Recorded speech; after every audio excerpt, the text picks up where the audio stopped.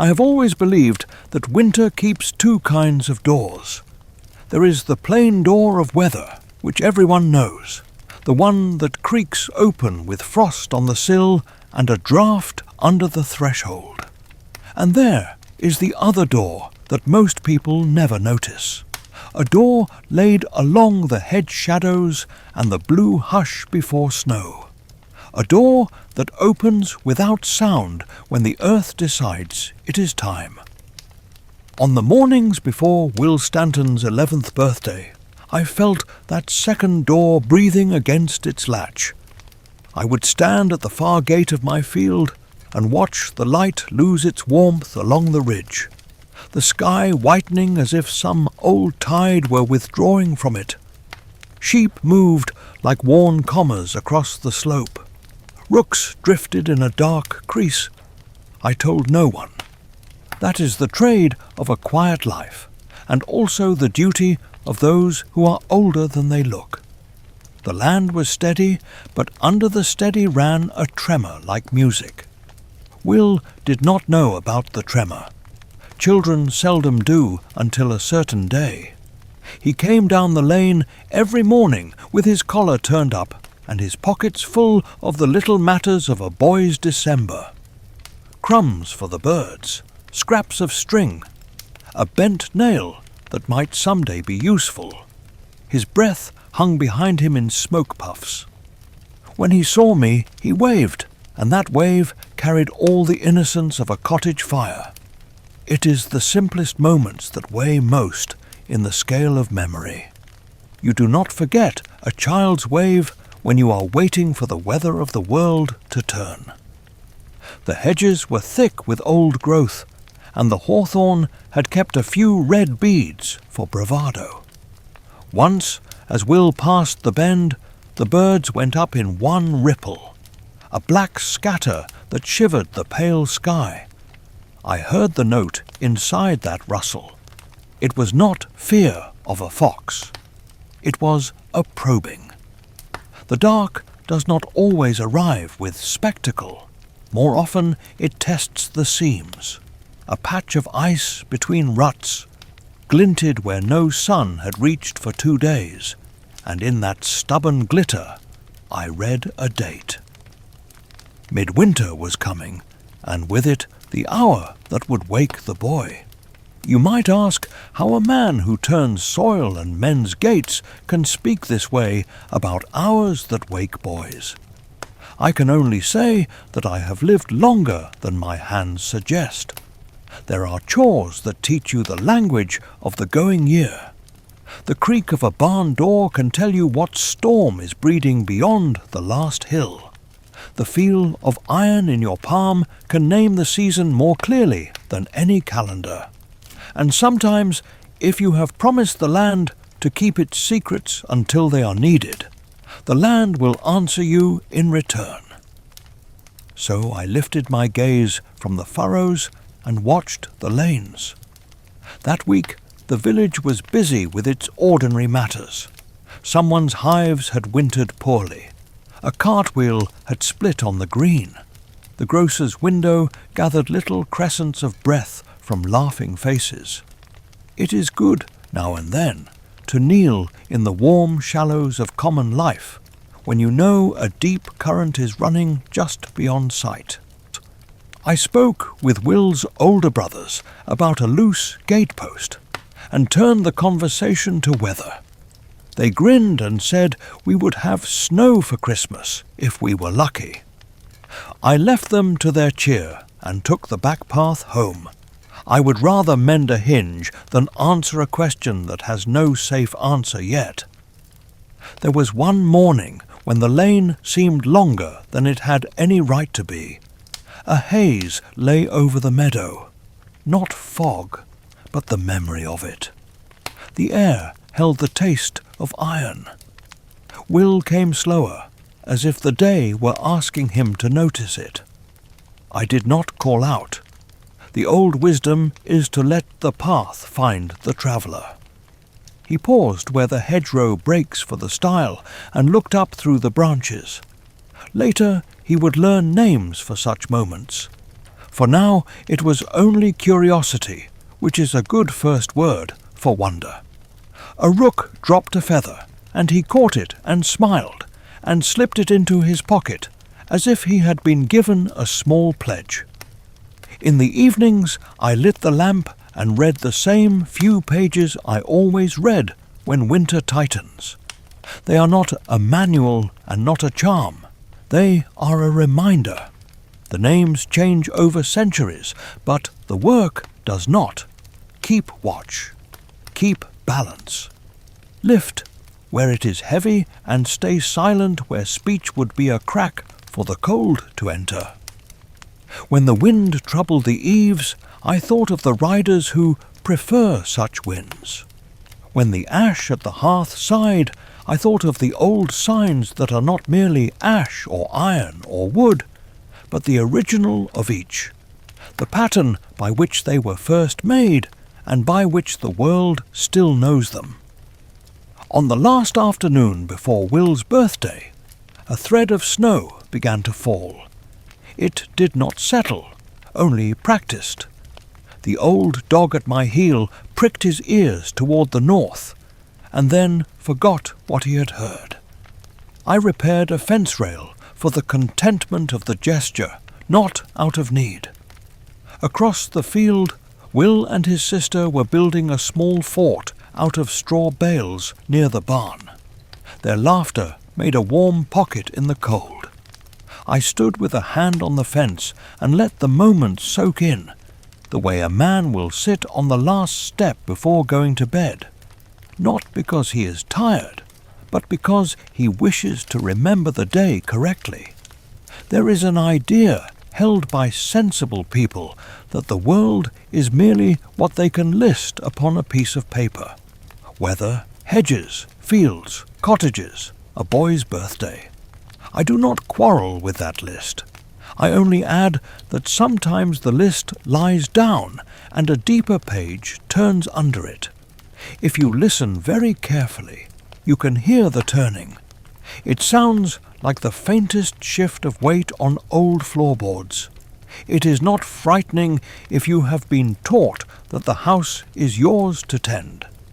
Yet there is always a question under the question. Who else is walking tonight? Who is at the far door? When dusk came early and drew a charcoal line along the hedges, I closed up the stock and barred the north gate.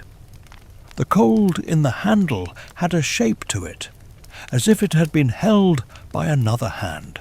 I looked across the lane and saw the small lantern in the Stanton kitchen window, honey warm, steady as a heart.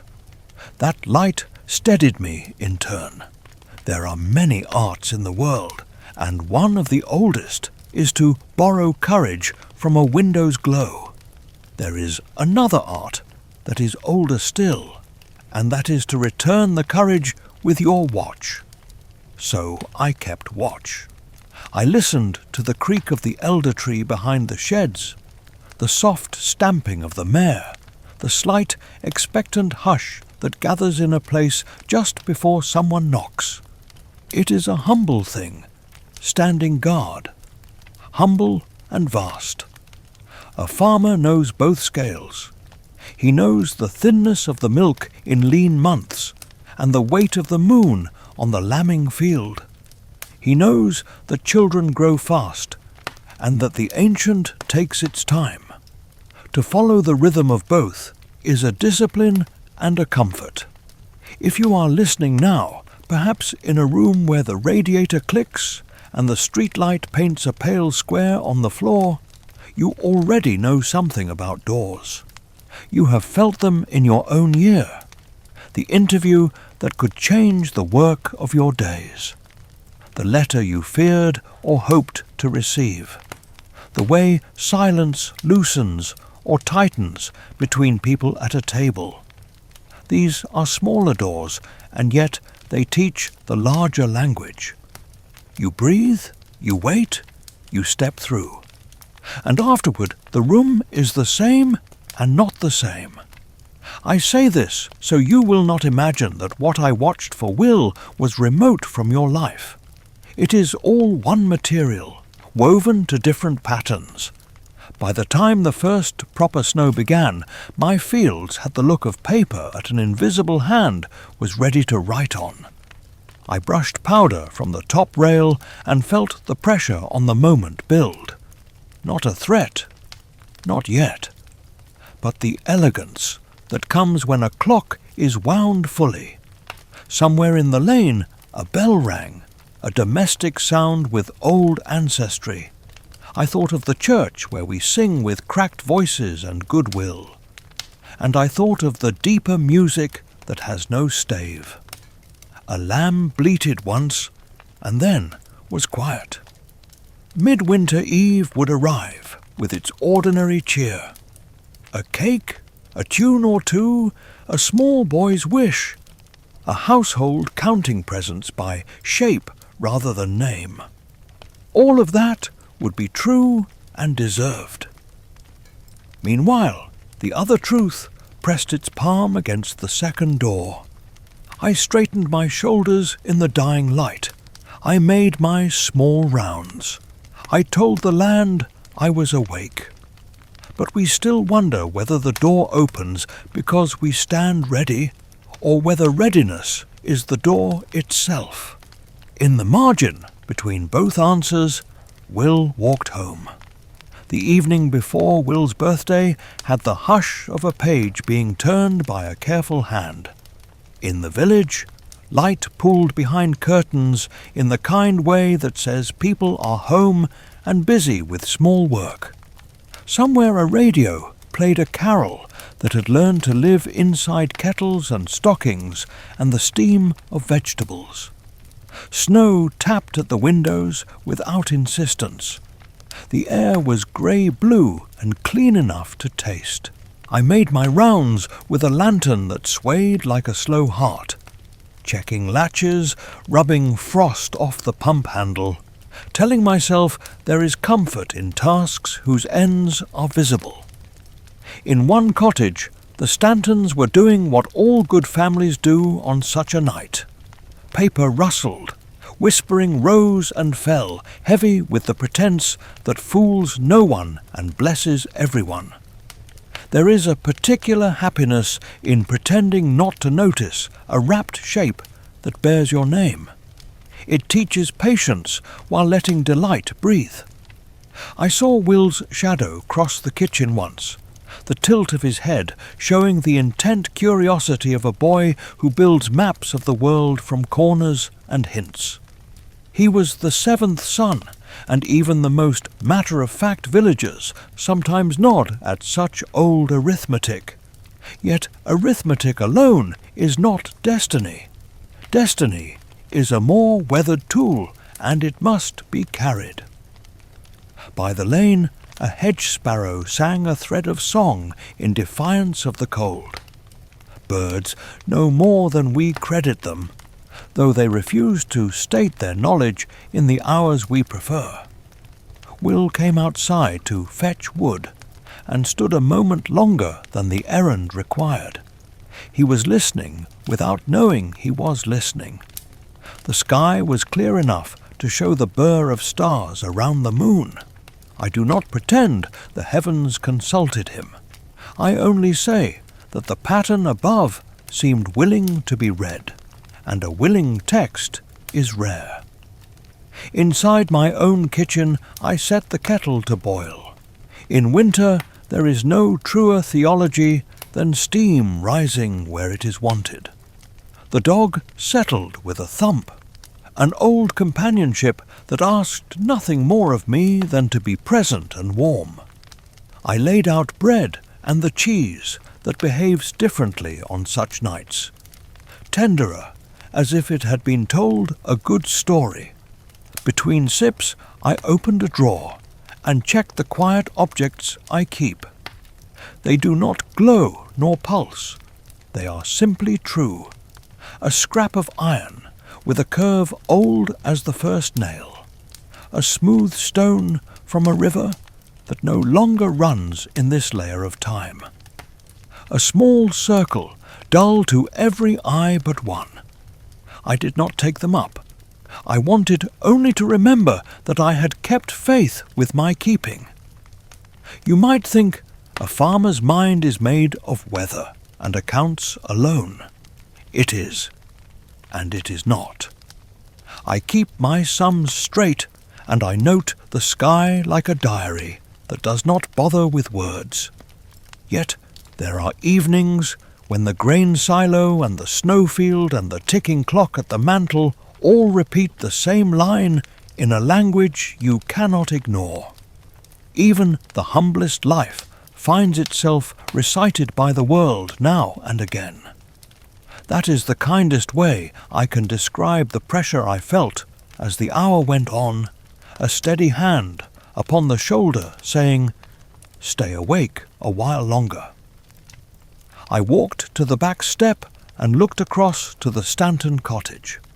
The kitchen window glowed as beeswax glows, not bright, just honest. Will's mother moved to and fro with a swift economy I have always admired in women who do not ask the day to be smaller than it is. Will's father laughed, a low sound that travelled easily even through glass and snow. Brothers thumped about in the rough ballet of a large family. His sister paused to tuck a strand of hair behind her ear, the way all sisters do when they realize they are being looked at with affection. Such things matter. The grandest tales are only well-rooted if they can drink from ordinary wells. The churches of the high old days had a habit of laying their feasts on top of older fires. In this valley, Midwinter Eve is a braid of many strands. We sing, and we light, and we feast, and under that feasting, the year remembers its ancient task of turning toward light again.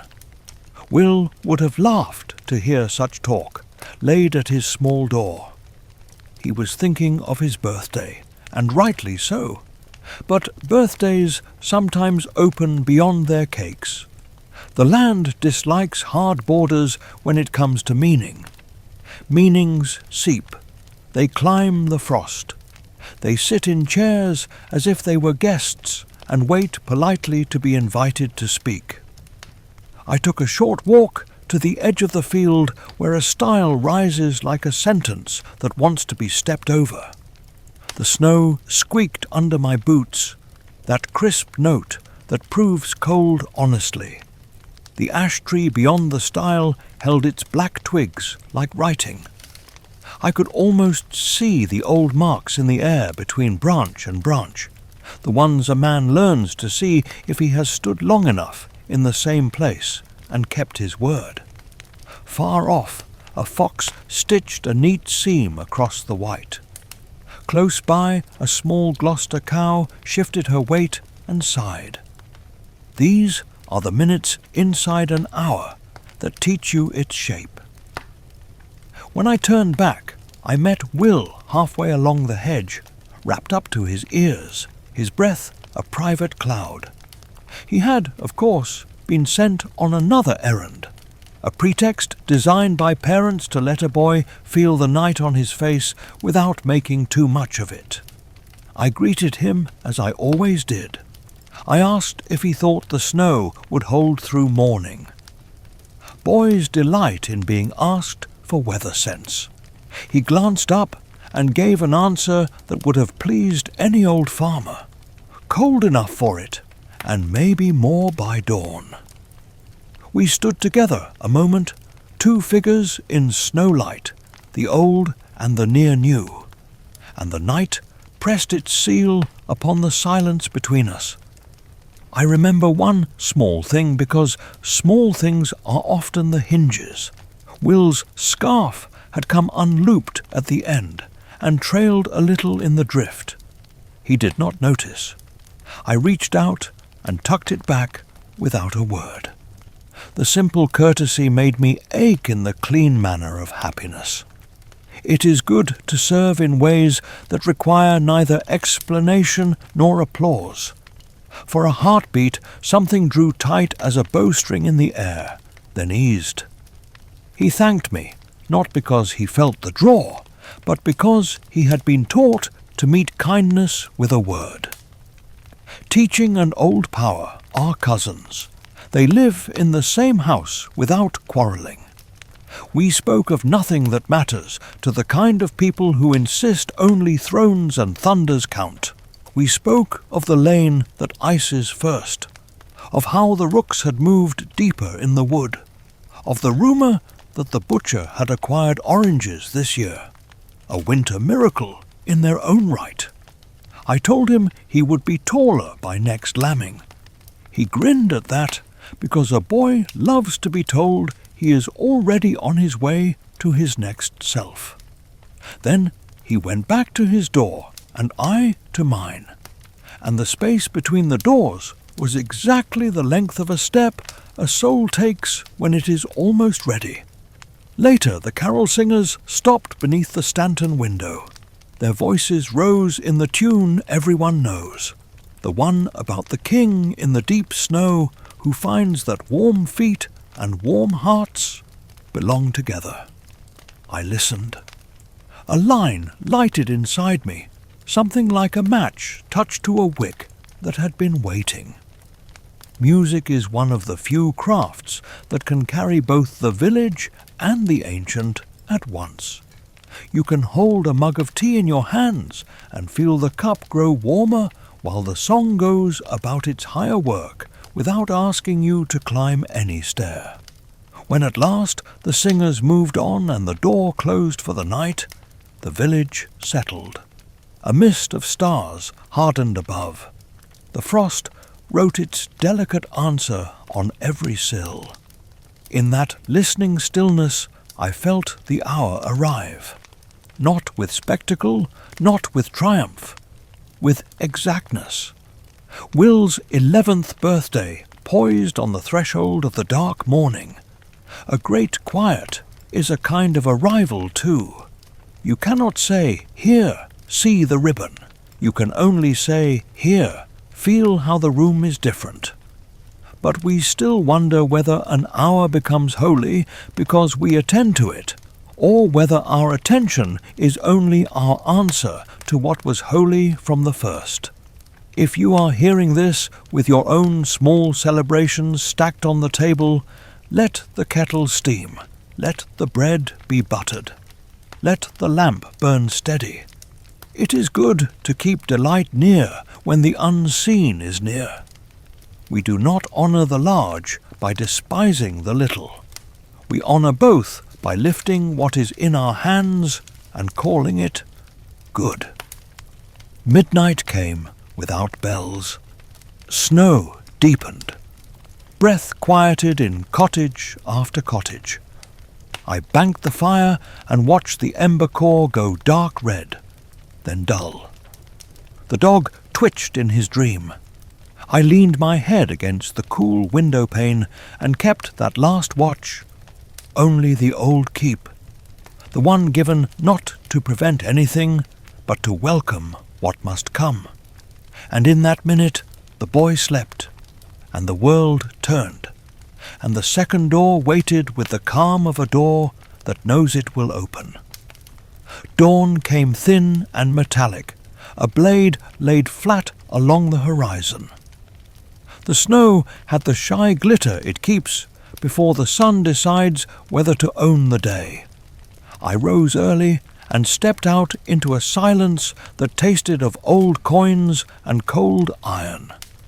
On Will's birthday, the world behaved with such exact attention that even my smallest tasks felt ceremonial.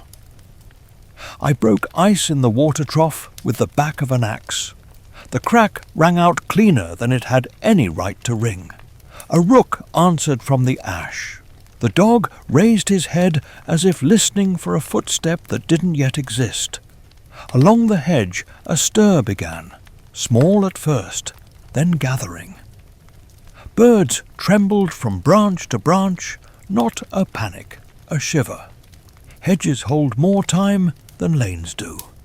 They remember the old crossings, the places where a man or a fox or a wind once learned to slip between what is seen and what is kept. I set my palm to the thorn's black bark, and felt a faint, low hum, as if the wood were making a note at the edge of hearing. Far off, the church bell practised a single stroke to see if the morning would carry it. The stroke returned unchanged, which is rarer than you might think. By the time smoke began to feather from cottage chimneys, the air had taken on that extra clarity that is either blessing or warning, depending on what you have asked of your day. I had asked very little. Watch, keep steady, do not fret the line, you cannot plough yet. Across the lane, the Stanton house woke like a patient animal. A kettle sang. Boots thudded on the stair. Voices braided and unbraided themselves in the warm.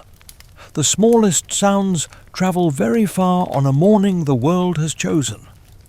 I went to check the lower field and found new prints skeined across the drift. Not fox, not dog, not man. A complicated pattern like an argument someone had been having with the wind. Such signs are not to be read greedily. I stood and let the field say what it wished to say in its own order. The gist was simple.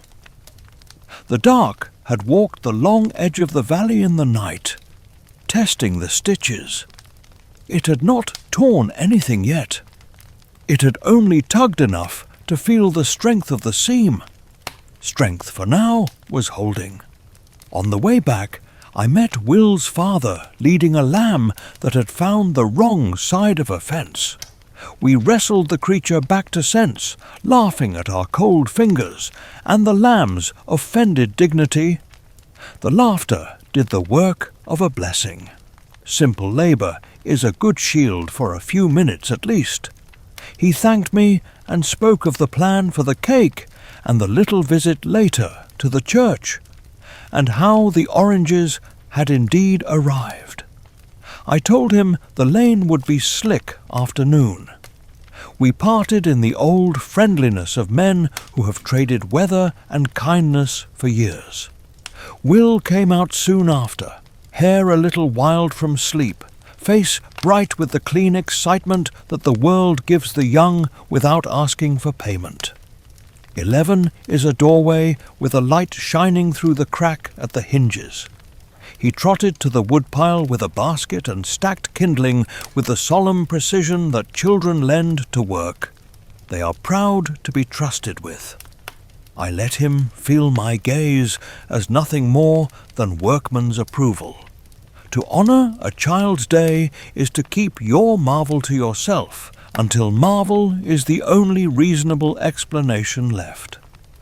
A royal of rooks went up from the far ash in a single sweep, black on white, like ink thrown by a careful hand. They wheeled, broke, settled, broke again, as if arguing over some boundary they could see, and I could not. Will paused and tilted his head the way he often did when the world offered him a riddle. He smiled, not troubled, only attentive. The snow was beginning to show a different sheen, the lustre it takes when it decides to accept footprints. Decisions were being made all around us in the quiet grammar of winter. Mid-morning drew on. I kept to my rounds with the unremarkable persistence the old cultivate like an herb. Salt at the stable threshold. A second check of the north gate. A glance at the ash to see whether the bark had taken on the tight glint that means true frost by sundown. The dog paced and set his nose to the wind, drawing a line in the air. At the far turn of the hedge, a man stood for a moment who had not been there the moment before. Coat dark, horse darker, the kind of dark that is not a colour so much as a claim. He looked toward the village as if measuring it. Then he and the snow erased one another, and there was only hedge again. The world often delivers its warnings as if handing you a folded paper with no seal. You must decide whether to break the crease. I broke it by saying nothing to anyone yet. My silence was not neglect. Silence can be a tray sturdy enough to carry a full cup. I carried what I had seen back into the house and set it beside the kettle's steam. I took down the small circle from the drawer and held it in my palm for the weight of a breath. It was dull to every eye but one. It lay against my skin with the soft certainty of bread. Then it went back into the drawer. Work awaited. Waiting awaited. Toward noon, the village gathered its good cheer like firewood and fed it to the day. Friends called along the lane, the sort of calls that use a boy's name with affection, that rings louder on his birthday. Someone tapped on my door to bring a jar of preserves and gossip about a hedge that had gone down on the south road. I listened and made the right noises. Ordinary talk is rope that holds a boat steady while the tide makes up its mind. At times like these, rope matters. Will's mother stepped out with a shawl over her shoulders, cheeks flushed from the oven, to shake crumbs to the birds. And birds arrived with uncommon quickness, as if the air had been holding them back for some signal. Will followed her, scarf decent this time, and stood a moment in that mild shower of sparrows. One bold bird landed on the fence post nearest his hand, and trilled a phrase that was more pattern than music. I have heard that phrase in winters long before this one. It is a rhythm the earth uses when it means to speak without frightening anyone into deafness. A little later, the first sign that was not a sign to any but the old arrived. The sound on the road was not hoof and not boot and not wheel, yet it contained a memory of all three.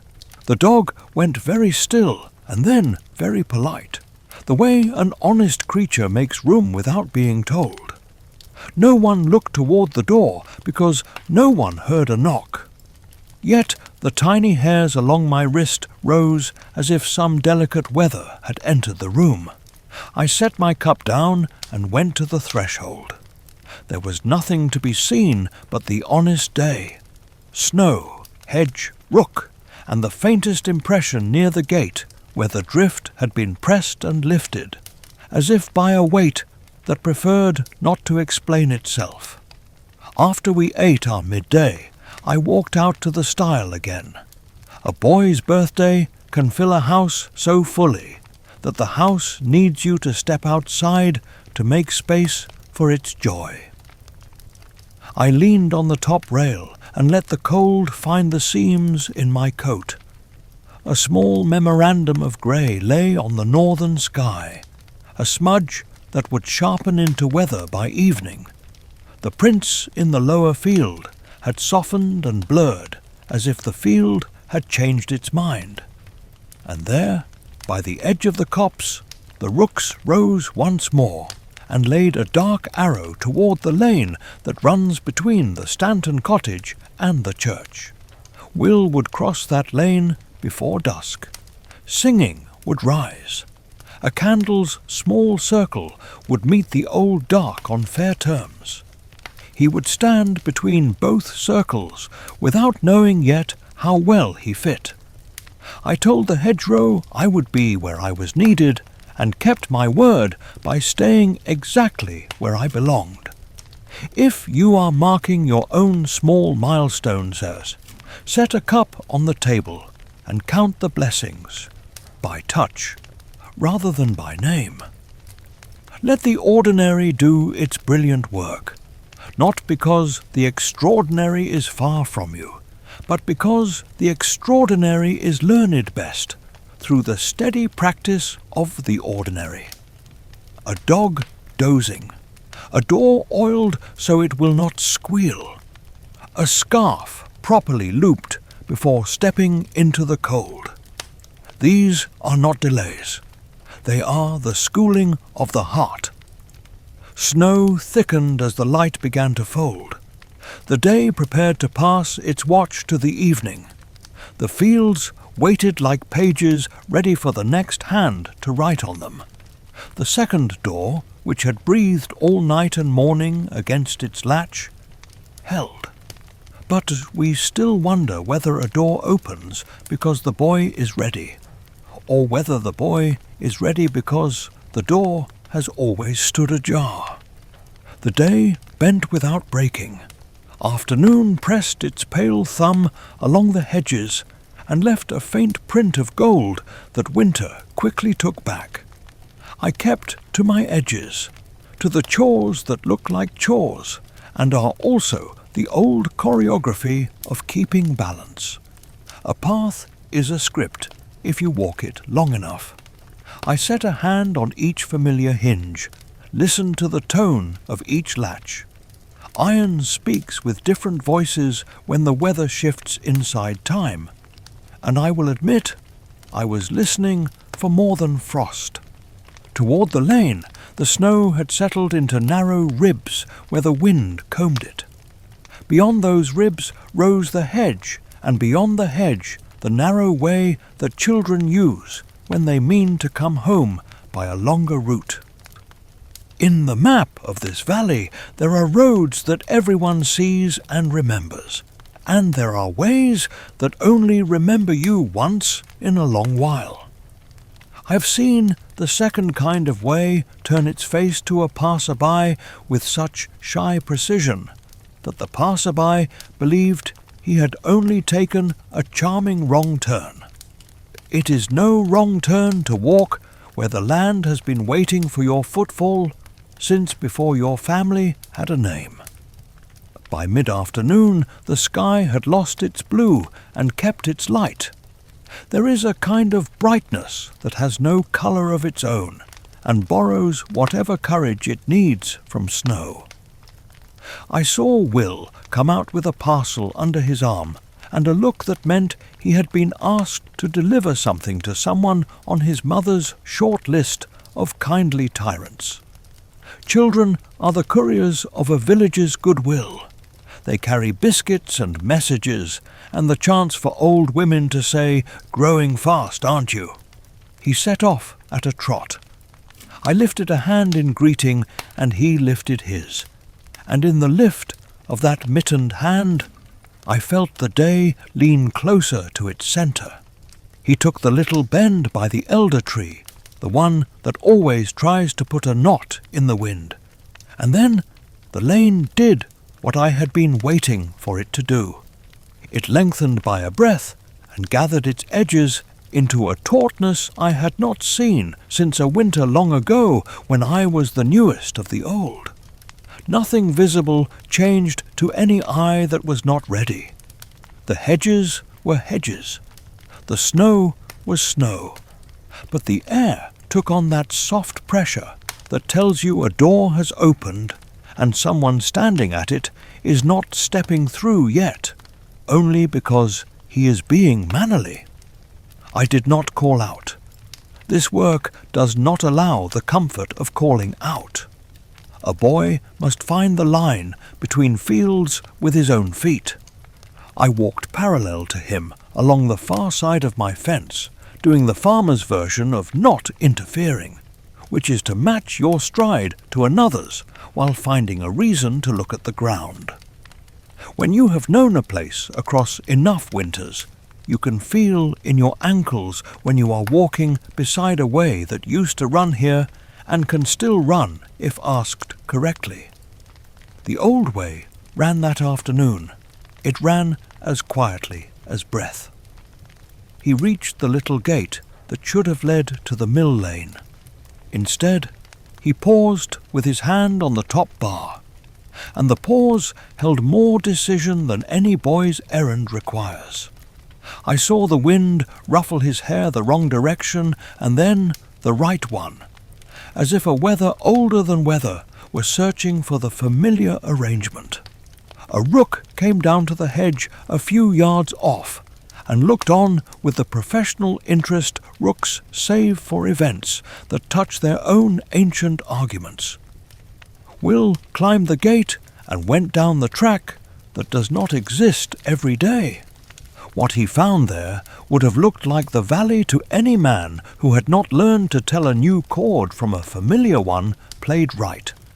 A track, a copse, a slope, a glimmer where water lies thin over stone, and yet the air had that drafted stillness that comes when the world is briefly in rehearsal for itself. I kept my distance, because keeping distance is one of the hands by which we keep a child safe. Out beyond the copse, the snow lay with the blankness of paper that wants to be written on by an older script. A shape moved where shapes seldom move in daylight. Coat dark, as if it had been dipped in the hour before dawn, hoarse with breath like torn silk. The rider did not gallop. He did not need to. He let the quiet carry him. He turned his head, and the day grew 2 degrees sharper. You know a thorn is near, because the hedgerow's shadow changes shape. You know the great enemies of the valley, because the air loses patience with its own softness. Will looked up without flinching. It was the first good news of the afternoon.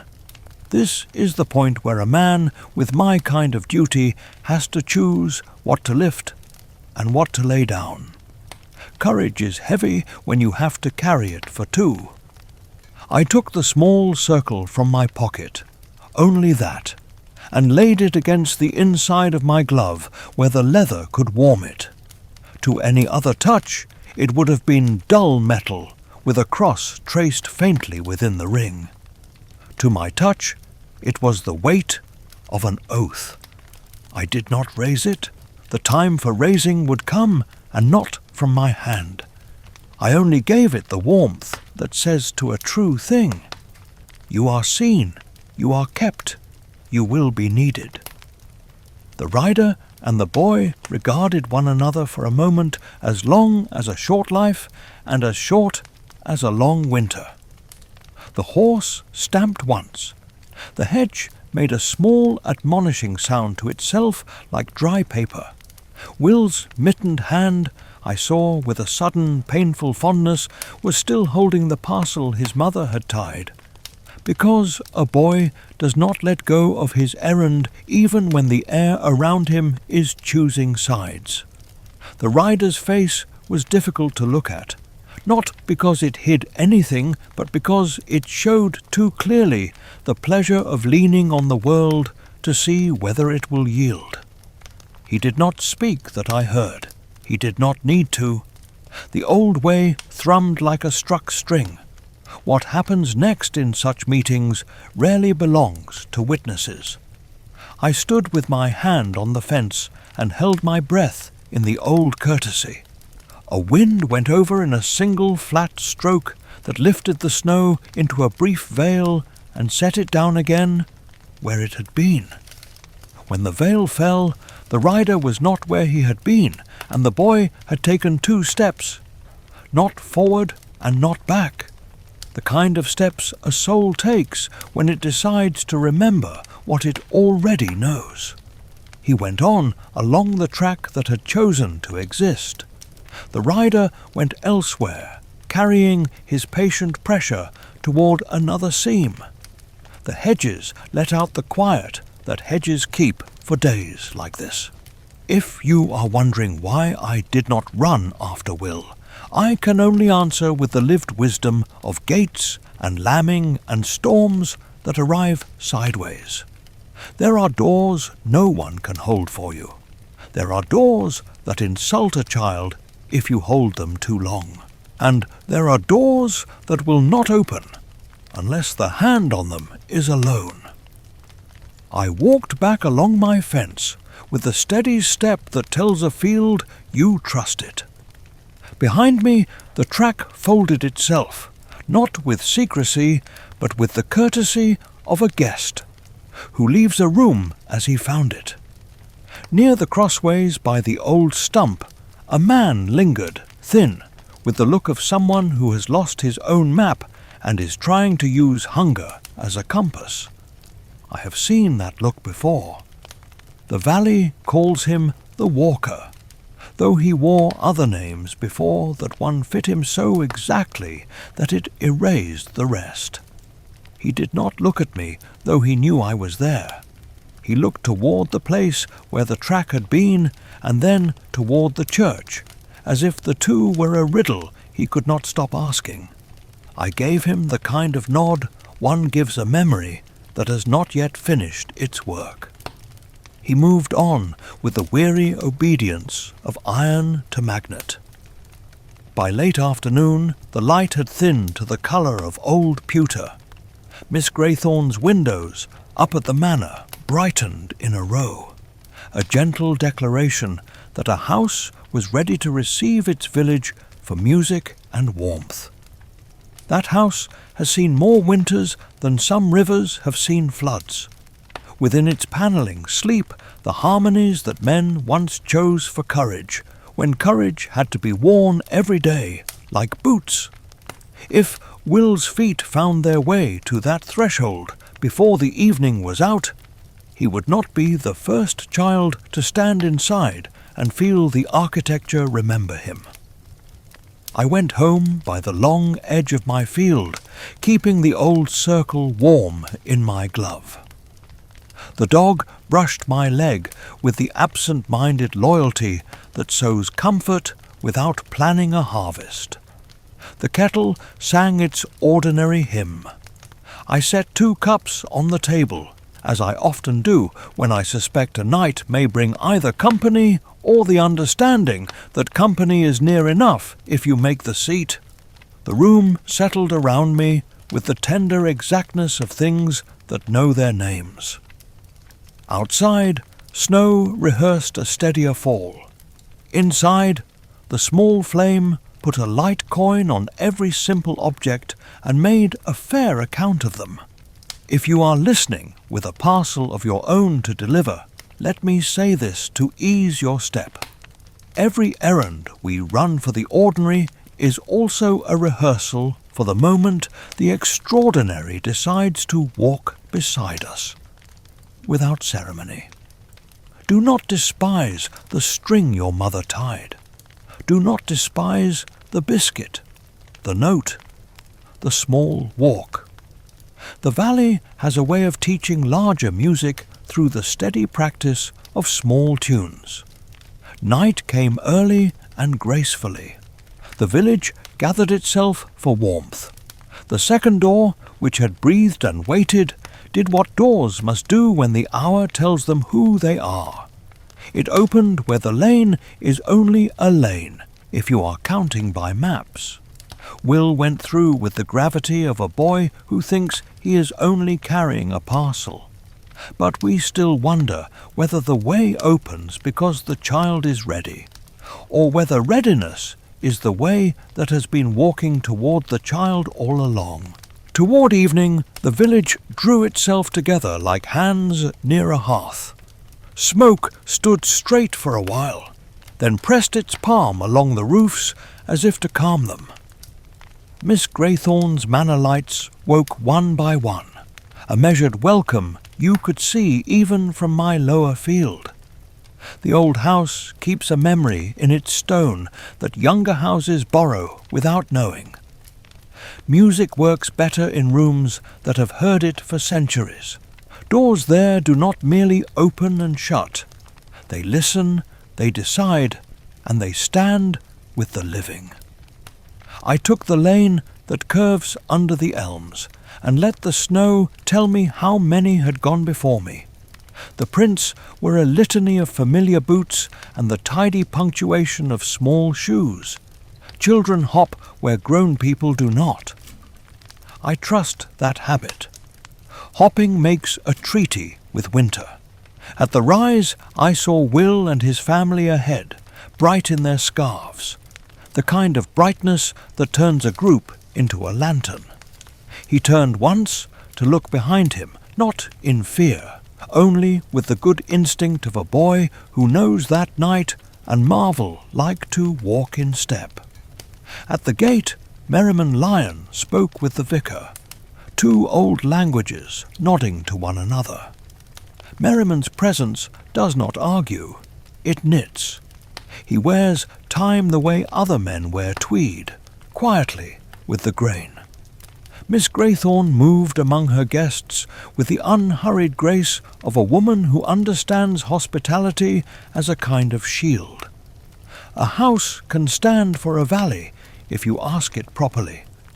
Lamps along the drive laid coins of light on the snow, and the snow returned them neatly, as if keeping the books. I kept to the margin, as is my habit. A watcher in the centre forgets what he is watching for. The hall received its people without fuss, yet the air thickened the way it does when a threshold decides to do more work than usual. Carols rose, the easy ones first, to open throats and settle nerves. There is bravery in singing, especially for those who have practiced survival more than melody. Will lifted his voice. A boy who sings with his family learns something about standing together that later words will only try to explain. In the great room, someone had set green boughs with an eye for balance rather than show. Firelight climbed the old portraits and gave them another hour of life. You could feel the past lean in to take a verse. Merriman watched the crowd without staring, his attention like a shepherd's, counting without numbers. When Will came near him, the air shifted by a degree. It is a small thing, that step in temperature that registers along the wrist where your pulse answers. Will did not flinch. He looked as boys look when a trusted adult shares a joke only the season understands. I will not tell you all I saw. Some meetings belong to those who stand inside them and would be made smaller by any other telling. This much I can say. The house closed its fingers gently around a certain space, and that space became a room inside a room. The music went on, harmless as bread, while in the quieter place from which music is woven, a boy recognized something that had been waiting for his recognition. One does not need grand gestures to wake what is eldest. One needs exactness and kindness, and the agreement of a door that knows the right name. At the edge of the drive, the walker stopped and could not come further. He hovered where the hedge greyed the snow and looked toward the door with the ache of a man who has learned the cost of earlier choices. Bitterness tries to seed itself in such men, but it does not grow well where lamps are steady and winter is met with song. I met his eyes and let them go, not in cruelty, only in the admission that mercy sometimes requires distance. Farther along the lane, the dark rider kept to the country that is more wind than road. Pressure travelled ahead of him, the sort that makes a window shiver without rattling. Inside, Miss Graythorne called for a tune loved, because grandmothers love it. The vicar smiled the honest smile of a man whose office is safest when it is a home among homes. Merriman's hand brushed Will's shoulder once, no more. In that light touch, the room learned to breathe more slowly, and the boy learned to listen with the part of himself that hears the grain in wood and the tide of a field under frost. Near the hearth, a small table had been set with simple things, apples glowing, oranges rare as winter miracles, and the steam of tea that turns strangers into neighbours. There came a pause that looked like the natural pause between songs. In the pause, I heard something low and clear. Not a chord, and not a word. A recognition. The house had decided. It was not closing itself, it was opening correctly. Will drew breath as if the air had deepened. He did not change to any eye that did not already love him. He only stood as if the floor had grown larger and was willing to carry him further. Merriman regarded him with a gravity that is not heavy at all, lit from within like iron just shy of red. To those who came for music and tea, nothing untoward occurred. A draught stilled, that is all, and the carol pages lay flatter as if their paper remembered the first winter it was pulp. People smiled the way people do when warmth and song join forces to make a square of time gentler. Will's mother adjusted a scarf. His father accepted good wishes from a man who had known him as a boy. His siblings quarrelled amiably over a sugared fruit. Courage remained domestic, which is the form in which most courage must be learned. I stepped out by the side door where the cold takes itself more seriously. Snow spoke its dry syllables under my boots. Rooks kept their counsel in the tall ash that holds the east corner like a watchman. The rider was not visible, yet the air bore that faint agreeableness that follows a retreat. Defeat sits oddly on such enemies. They convert it at once into a different attempt. The hedges knew it. Hedges are practical, philosophers. They hold their shape because they accept they must be tested. When I returned, Merriman stood by the hall tree listening to a boy describe some small victory of school or field. He meets children where they stand and never shortens them to do it. That is one of the older arts. He nodded once to me, a quiet exchange that said we had both kept our corners and the corners had held. Will's eyes held the clear brightness that comes after a particular kind of understanding, the sort that does not make you larger so much as fit you, more closely to your own outline. We sang again, and the house breathed, and the doors stayed kinder than the weather outside. After the last chord unwound itself into the rafters, people put on coats and wrapped children and collected their gossip to carry home for warmth on the walk. Miss Graythorne stood by the door and touched each sleeve, as if counting gently. The vicar thanked the musicians and blessed the road, as if blessing were a form of salt. At the threshold, Merriman looked once into the dark, as a captain looks along a tide. He smiled without victory, which is the only smile the light permits itself on ordinary nights. If you have ever stood in your own doorway after friends have gone and felt the rooms still shining from their voices, you know what that evening was like. You do not need portraits and a grand staircase to teach a house to be brave. A flat with one good lamp will do. A rented room with a kettle will do.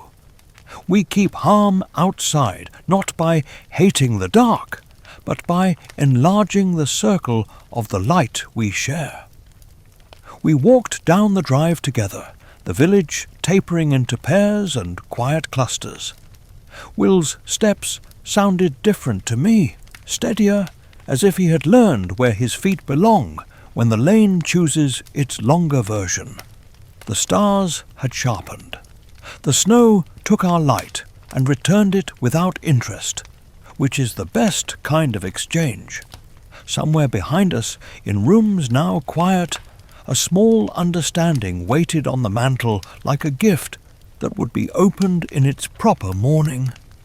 But we still wonder whether a house becomes a sanctuary because we fill it with song, or whether song finds us only after the house has already decided to stand between us and the storm. Morning after the music carried a steadiness that felt earned. Snow held its pale breath along the lanes, and roofs wore a quiet that comes when a house has kept faith with its people. I walked the boundary of my fields, a habit that looks like caution and is also prayer. The ash gave its small stave of sound when the wind touched it, and the hedges looked the way a choir looks after a long hymn, orderly and satisfied. In the Stanton kitchen I could see movements with the comforting angles of breakfast. Such angles make a village strong. Spoons, mugs, it all adds up. Some days the earth speaks by arranging objects until they remember their first names. That morning it spoke by shapes. On the gate's top bar, Frost had drawn a circle with a cross inscribed within it, not invented by the cold, but revealed by it. I set a finger just beside the sign, not upon it. The old work has no need of my fingerprints where it has laid its own. The circle and cross is older than quarrels about who owns what. It belongs to keeping. Will would come to it in his own time, but the valley had already rehearsed the lesson on wood and window pane and the rims of pails. Winter is a good chalkboard. In the lane I met Merriman, and his nod was a full sentence.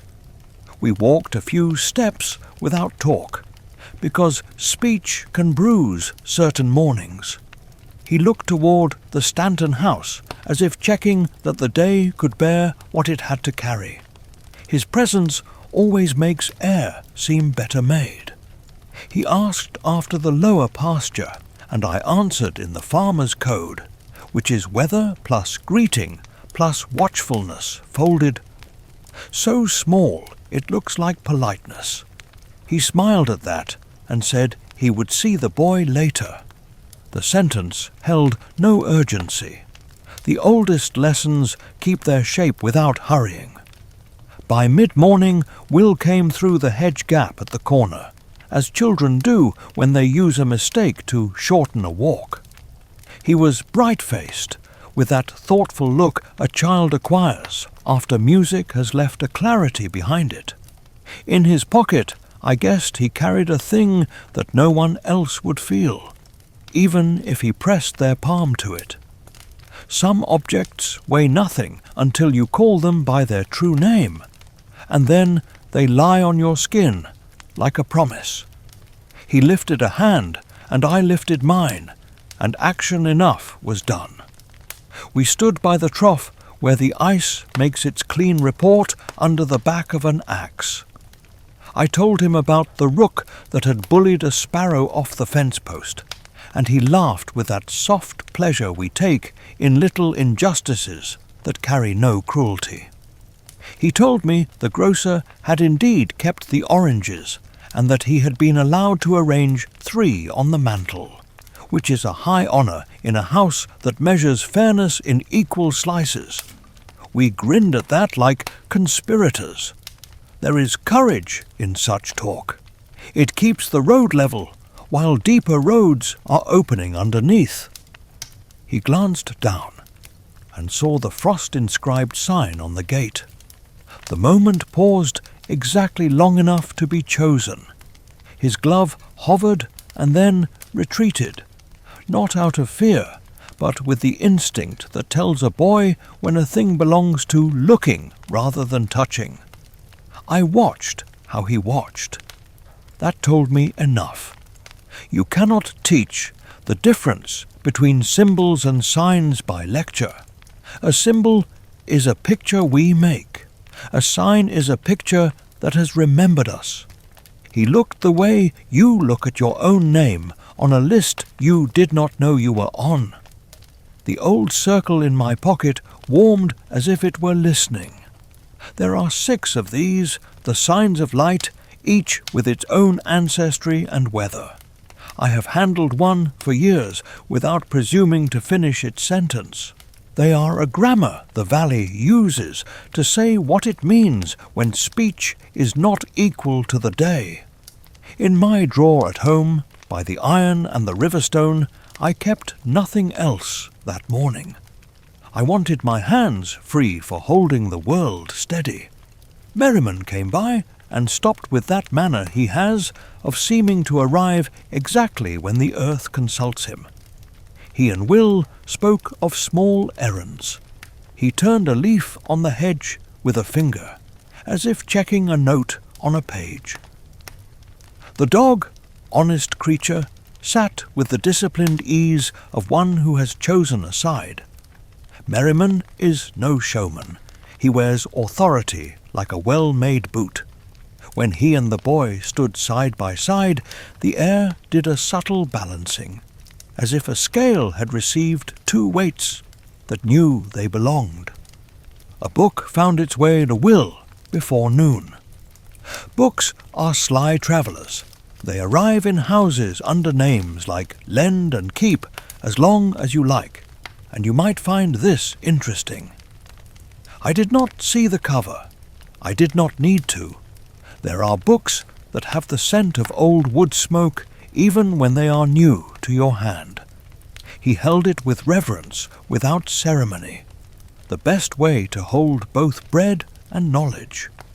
I have seen the valley slip its oldest maps into such pages, written in a script that looks ordinary until the eye learns to listen. I worked the fence line because work steadies the mind when the day begins to feel precise. In the corner where the rails meet, Frost had also traced the circle and cross. On the stable door, the pattern lay faint and then bright, as if someone were teaching a child to write by copying across surfaces. Some may call such coherence coincidence. I have no quarrel with them. I have learned that coincidence is merely the valley's way of keeping its humility while it does its necessary work. After dinner, Will came out with the book under his coat and took the narrow track toward the churchyard wall. The church is a machine for memory. It turns bread and song and old timber into a place where time can hear itself. In winter, the narrow windows learn to hold daylight longer than physics permits. Someone has always dusted the sills with more care than necessary. In that care, a small door opens. I followed at a distance that would not intrude, a farmer with boots to check and a habit of walking edges. Inside, the vicar tuned his cough to gentleness, and a woman arranged hyacinths that had no right to be so brave in cold. Will went to a pew and opened the book and let the pages slow to their proper breath. I felt something the way you feel the first flake of snow on your cheek, light and accurate. The room understood the boy. The old stone does not flatter. It neither approves nor condemns. It recognizes. That is enough to change a life. A passage was laid out there that was not set in any language that needs ink. The circle, the cross, the six, the way they answer each other like bells across hills. In every age, these shapes are hammers for mending what must be mended and keys for what must be unlocked. When Will traced with his eyes what the page was offering, I felt the tiny lift in the air that says a pattern has remembered its center. The sound is no louder than breath under wool. It is important not to think these matters doom a boy to outgrow his breakfasts. He came home carrying both bread and meaning with equal honor.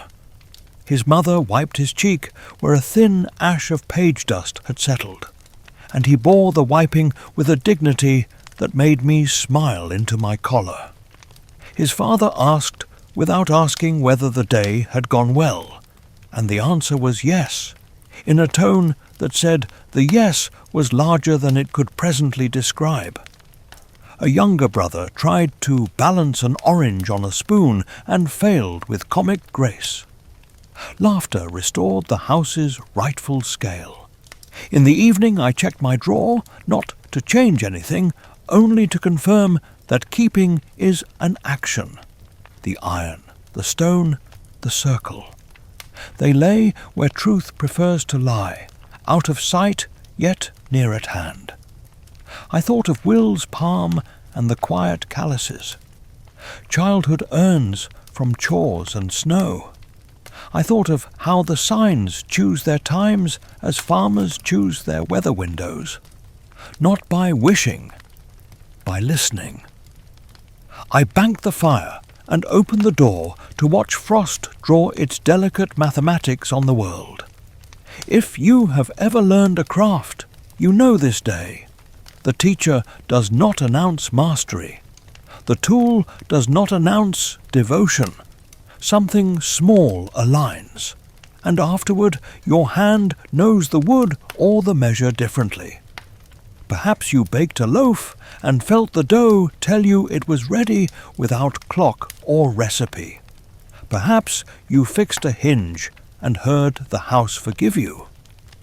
These are lesser versions of the same large kindness. Night came clean. The rider did not trouble the lanes. The walker came and went in the fashion of a man who can neither enter nor depart the fact of himself. Rooks slept like commas in the ash. The church kept its shape, which is to say, it held a space in which a boy's understanding could grow without being crowded. The frost finished its script and handed the page to morning. But we still wonder whether a sign becomes holy because a child learns to read it, or whether reading is only the way a child remembers having been written there all along. The day after Will found the book wore its light like a thin coin that had been handled by many winters. Frost still wrote its careful figures on the gate, and the ash rehearsed a bar or two whenever the least wind suggested it. In the village, people set about errands that make a day honest. Bread fetched, a hinge mended, a letter posted. Work is the grammar by which we speak to ordinary time. I walked the long hedge with the dog, and felt the land keep its breath steady, though underneath that steadiness ran the quieter pulse that tells you someone has chosen to test the seams.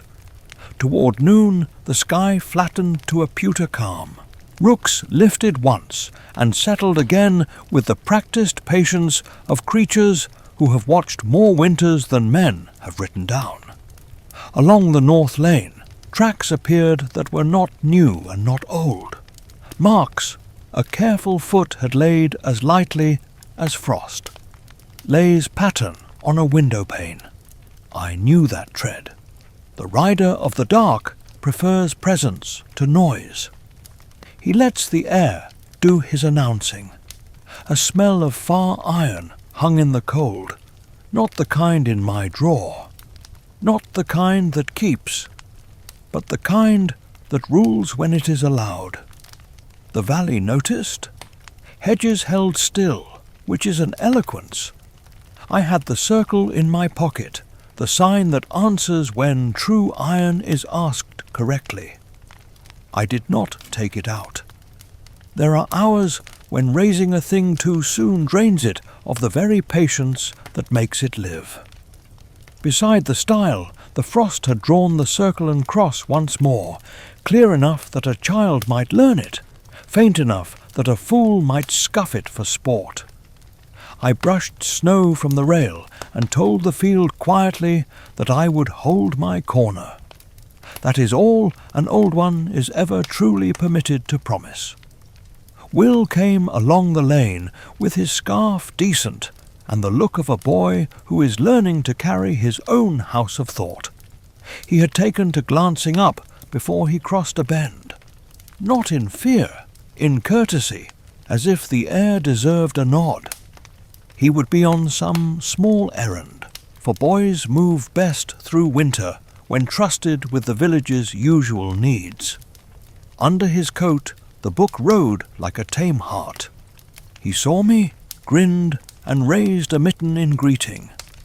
I answered with the same small lift. The day tightened its weave. The rider waited where the lane narrows between elder and hedge. Horse dark, breath blown into the cold as white sentences that did not melt fast enough. He looked at Will the way frost looks at water. Not hatred, claim. The kind of claim that says a valley is nothing but distance between fences. He had no need of voice. A pressure moved ahead of him, a suggestion that anything which yielded would be treated as having agreed. Will stood. It is not nothing when a boy chooses to stand. I did not call out. Threshold law does not honour interruptions. What I did was what farmers do when storms test the far gate. I stepped where the lane meets my field and set my palm against the old post, as if feeling for rot. Under my hand, the wood answered with that low note hedges make when they are willing to be more than plants. The circle warmed in my pocket, not demandingly, as a coal warms when it remembers the fire it belongs to.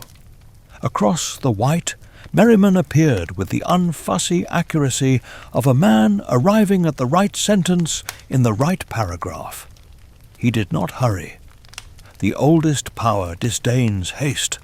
Haste belongs to fear. The rider turned his head toward Merriman and then back to Will. His smile had the slight wrongness of a blade used for a purpose it was not forged for. The horse pawed once. In that small strike of hoof I heard the valley's thin complaint, like ice singing under a skater's weight.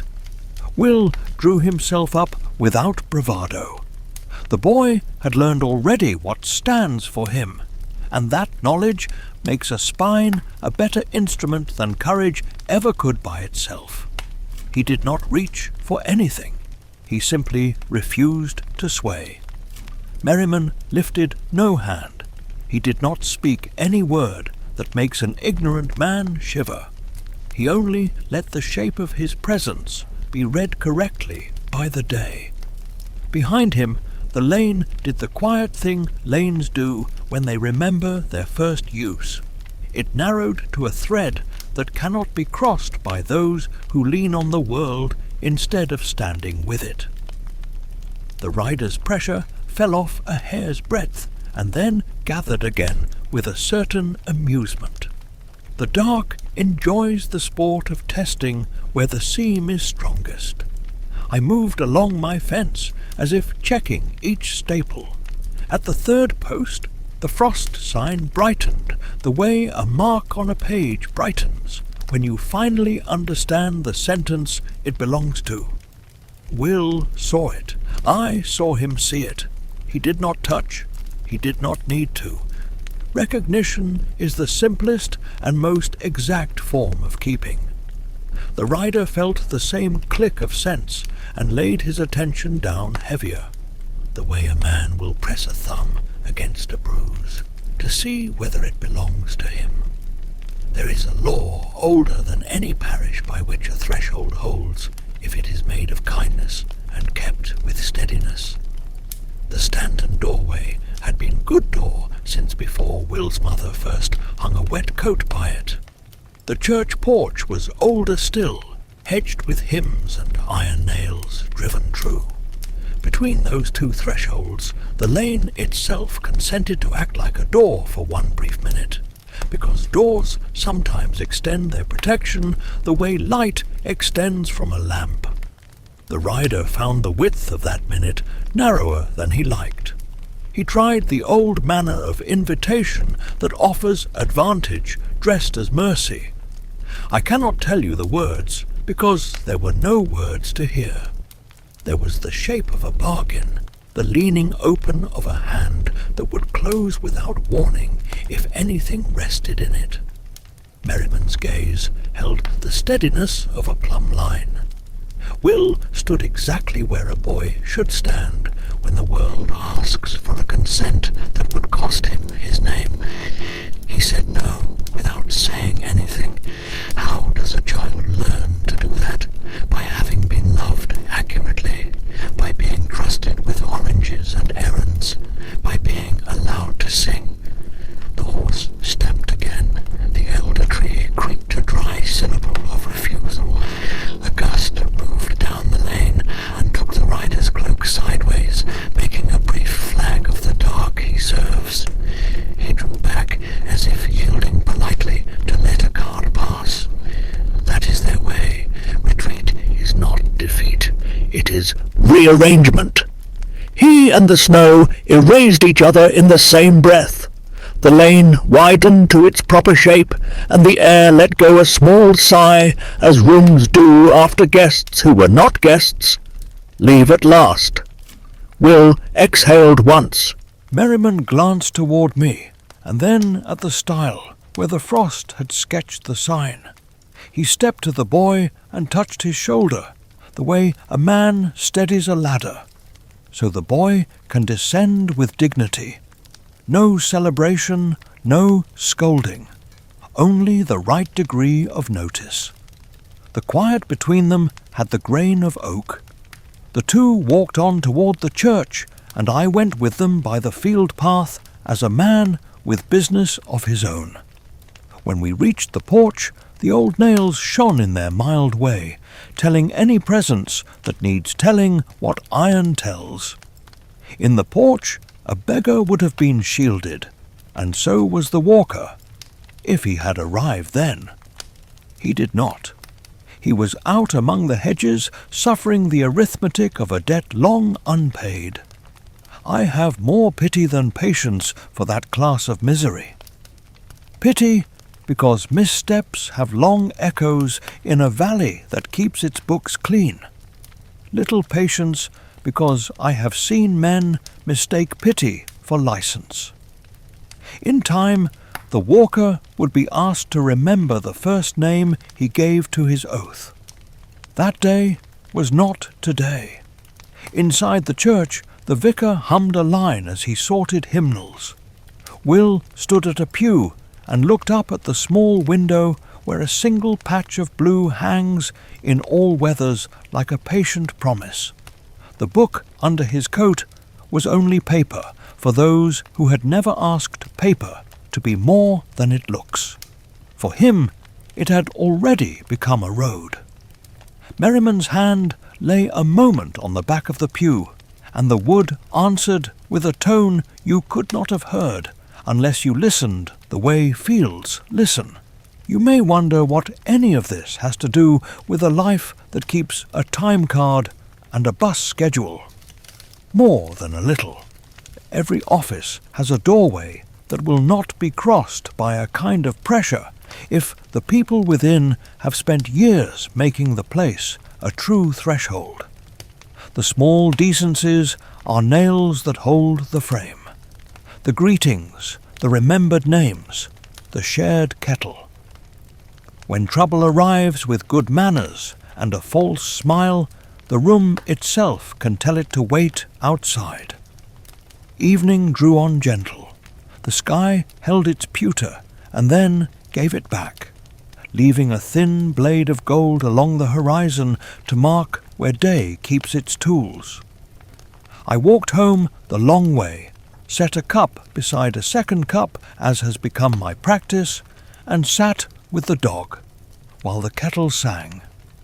Ordinary heat, ordinary steam, and the knowledge that a test had come and found the village standing. But we still wonder whether a door keeps because we mark it with signs, or whether the signs appear because the door was faithful first and wanted to be recognized for what it already was. By the next day, the snow had taken on the dense quiet. That means it intends to stay. Paths wore themselves deeper between cottage and byre, boot treads pressed into a scripture of daily need. The ash stood black against the white as if written with a pen that refused to fade. The village, good creature that it is, adapted. People bent their chores into the weather's grammar and went on.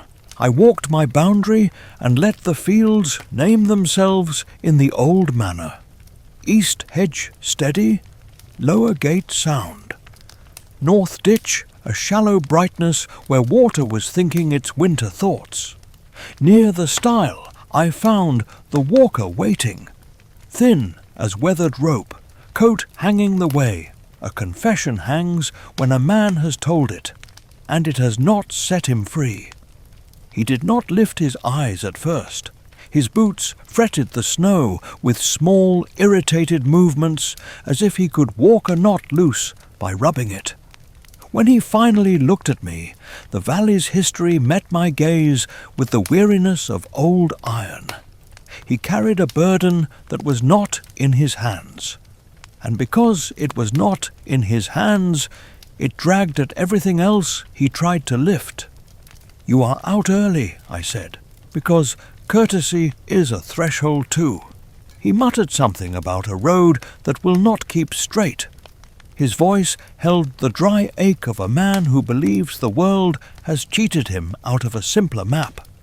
I pitied him, but pity wears good boots when it meets a grievance that loves to wander. I asked whether he had eaten. He laughed once without humour, that small-edged sound that says a man has mistaken hunger for fate. There was no use pressing further, not then.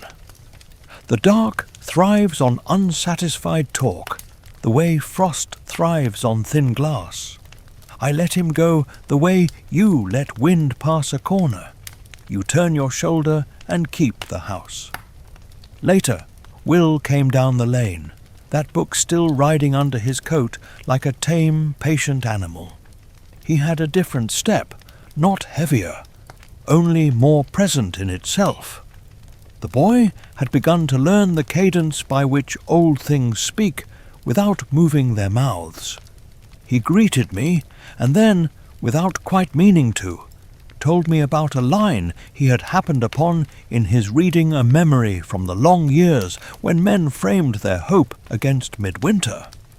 Not a quote, rather the sense of it, that when darkness presses hard, there are 6 who answer. He had the shape of the count correct, and shapes are what matter at the beginning. We stood together by the trough while the dog breathed steam like the mothering engine of a small train. You may think such companionship is trivial beside the weight of a valley's old war, but a boy who can speak plainly to a farmer on a cold morning will one day speak plainly to himself when no one else is near. He told me he felt as if the world were larger than it had been last week without any fence having been moved. I said the land often stretches when winter is sure of itself. He grinned. We were both right. Merriman joined us with that unstartling arrival of his that settles a space rather than interrupts it. He asked Will to walk with him a short way. There is nothing ceremonial in Merriman's asks, and thus they carry more ceremony than drums could hold. I followed at a useful distance that a man can call coincidence if asked. We came to the old chestnut whose stump thickens the lane like a knuckle. Frost had inscribed the circle and cross on 3 faces of the grey wood as neatly as if a hand had taught it. Will looked, and looking was half the answer. Merriman reached to the boy's sleeve with the lightest touch and said a small sentence about keeping things that keep you. Will nodded without question, as if he had just remembered where the shelf was that his mother had told him about years ago. We turned back, and there, half hidden at the angle of hedge and stile, the walker had paused again. He stared at Will with a longing that had grown sour at the edges. Desire left out in weather will do that. Merriman's face went grave without menace. He spoke gently, naming the walker in a voice that was neither forgiveness nor accusation, only the exact weight of the name as it was first given. A rowan twig somewhere along the lane clicked once, a dry sound like a stitch taken in. The walker flinched. For a breath I saw the younger man he had been when the first promise was made to Merriman, and broken, later to please fear.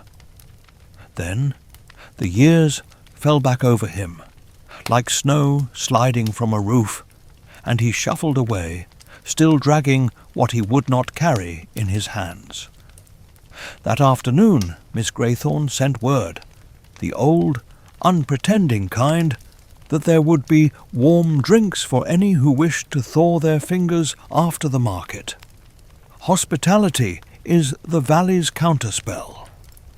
I went, because it is a poor watcher who declines the chance to stand in the average centre of things. In her hall there were boots and laughter softened by wool, and the low, reasonable noise that a lamp makes where it is welcome. Will came with his father. Merriman stood at an angle to the fire where a man can see doors without staring at them. A small object changed hands then. No one made a fuss. The day did not tilt. No portrait leaned in to listen. But I felt the air adjust its balance, the way a room does when someone moves a chair back to where it belongs. Will placed something cool and old against his palm beneath his coat, and looked as a boy looks when he has been trusted with a tool he was always meant to use. It was not flashy. Light did not flare. What happened was steadier and more reliable. The sign, one of the true 6, had found its way to a keeper. Miss Greythorne's smile rose out of a deeper place than courtesy. Merriman's gaze approved with the mildness that belongs to exact rightness. I took a breath and let it out. Outside, the sky had begun to thicken in that particular direction that promises not snow, but change under snow. The dog nosed the air and then rested his head on my knee, which is how honest creatures vote to continue. I went home the long way, running a glove along the top rails to feel whether frost had taken the same care with its writing at my place as at the stump. It had. Circle and cross on the barn door's iron strap, faint but legible. Circle and cross in the delicate ferns on the window. A pattern had decided to repeat itself until it was understood. In the evening, the vicar unlocked the church for a short service, all warmth and rough harmony, and afterward Will lingered by the door where the nails hold their old iron calm. He touched the lintel the way a violinist touches the case before lifting the instrument. Not superstition. Respect. The book under his coat was a road that ran through wood and water, iron and stone, fire and ice, 6 notes that together make a chord the dark cannot bear to hear unfinished. He did not know all the music yet. He knew enough to keep time. If your life is currently crowded with practicalities, take comfort. Great patterns tend to keep good company with small ones. Paying the gas bill on time, phoning a friend back, dropping a loaf at the neighbour's door because you baked too much. All of these are practice for carrying something older and steadier when your turn comes. You do not train for winter by despising autumn. By the week's end, the river began to mutter in its banks. Not yet flood, not yet danger, only the stretching of a creature that had been bound in cold and meant to move. The hedges acknowledged it the way a line of soldiers acknowledge a drumbeat they can feel through their boots. The dark likes water when it runs wild. It enjoys persuading a valley that its shape was a mistake. The light prefers patience, sluices, careful hands on old gates. We would need all of that soon. The first creak of the weir carried up the night like a message. I banked the fire and checked the drawer. Iron scrap, river stone, circle, all kept, all ready, without fuss. Through the window, frost drew its pale copies of what Will had already learned to see, and somewhere beyond the hedges a man who had once been proud enough to carry trust in both hands wandered, looking for a door that would let him enter without asking his true name. And farther still, beyond the near lanes, but not beyond the valley, the rider marked his places on a map that mistaken men always think belongs to them. But we still wonder whether a river threatens because the dark whispers to it, or whether the whisper only rides a swell that the valley has already decided to turn into song when the gates are set and the keepers stand their ground. By week's turn, the river spoke in a lower voice, the sort men use when they mean to be obeyed without shouting. Ice let go in plates that clinked together like old crockery in a slow sink. The willows bent to listen. Hedges stood ready, their roots rehearsing the old art of holding. I walked the bank at first light and laid my hand on the weir post. Wood returned a sober note, not fear, only the admission that pressure was building. Downstream, the meadow began to show a dark gloss where water had taken a first liberty. Villages remember their lessons. Men fetched poles and lines from sheds that smell of oil and mouse. Women laid kettles on, counted blankets, looked at roofs with an eye to what will shed and what will take. Ropes appeared as if grown from door lintels. Boats that lead quiet lives upturned against walls were shouldered into usefulness. There is dignity in tools that do not complain when asked to be the difference between bad luck and loss. I checked the leather on the old coracle that hangs in my byre and found it tight enough for short work. The dog approved by sitting. The dark likes this weather. Water is a quick pupil when taught frenzy, and the rider walks well upon its edges. I tasted the far iron of his attention in the wind. You would not call it smell so much as the memory of it. Frost had gone from the gate, but the circle and cross had drawn itself on damp, a faint geometry in the beading. The sign warmed in my pocket, listening like coals listen under ash. I did not take it out. These are hours for steady hands, not for flourish. Will came with Merriman along the towpath, both faces turned to the sensible matters of levels and boards. Boys carry gravity differently when they have been trusted with names that outlast them. He took a pole without fuss. Merriman ran his palm along the sluice gear and felt for the kind of grit that is not ordinary. There was none. That is the trouble and the mercy with the dark. It prefers to lean on what already exists. The river was honest. The pressure was honest. The danger would be honest too, unless men lost their nerve and called it fate. We set the first gate and walked to the next. Behind us, the church bell tested a short phrase, not to warn yet, to remind. Bells, remember how to be bridges. At the bend, Miss Graythorne stood with a coil of line and a lantern, though it was day. She did not pretend her age gave her a right to stay out of cold. She knew what every valley mother knows. Heat at a threshold is worth as much as hands at a rope.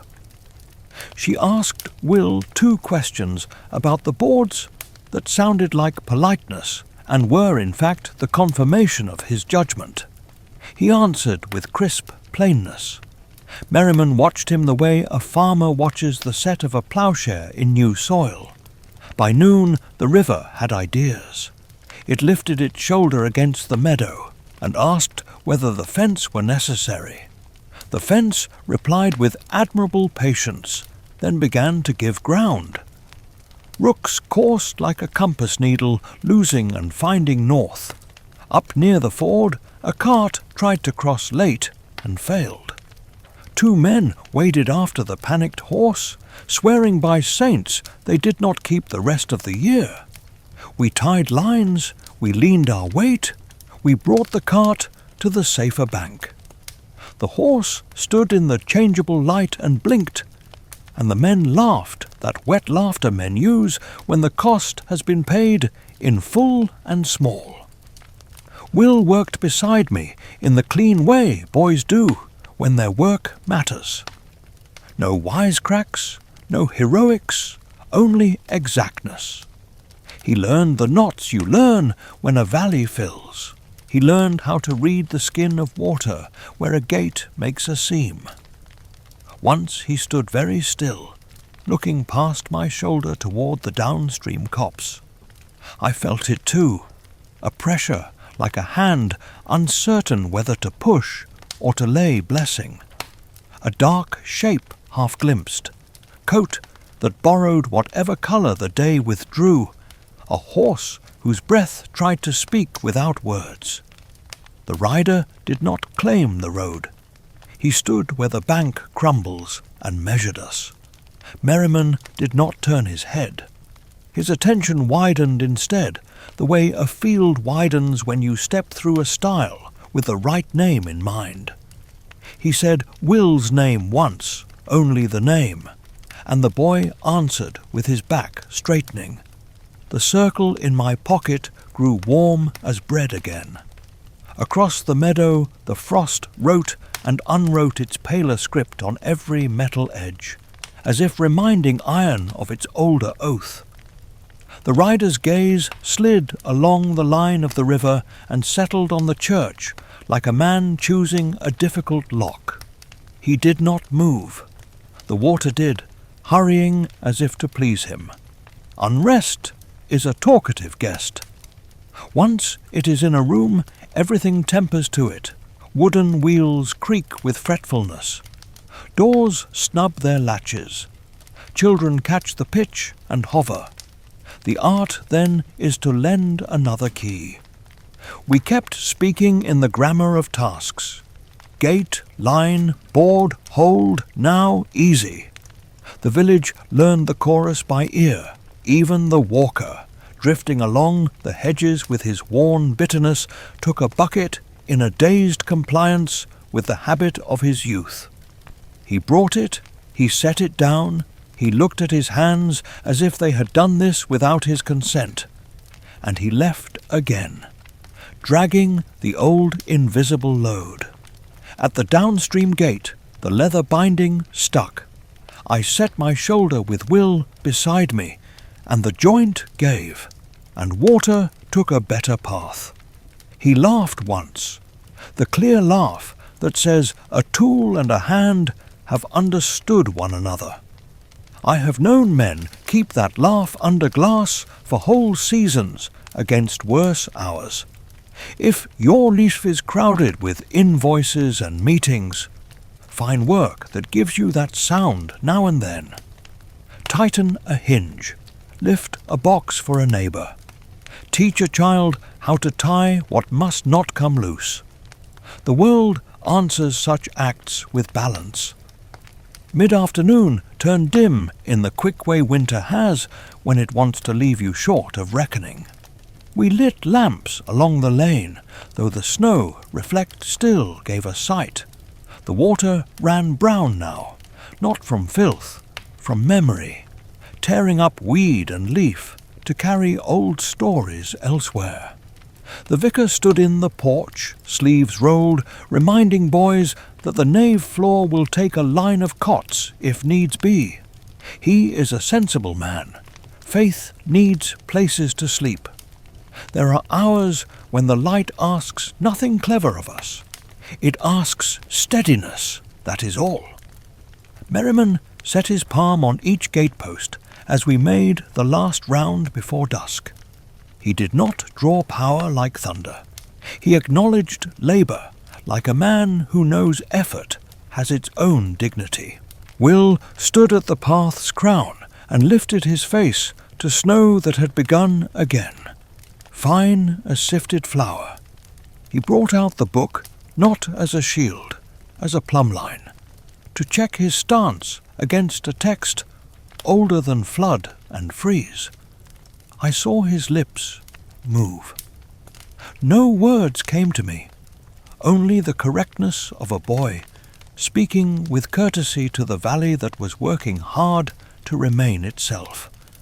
The rider tried once more, not at the gates, not even at Will, but at the village's patience. A stray current tugged loose a stack of barrels, sent them soldiering toward a low door. A child cried out.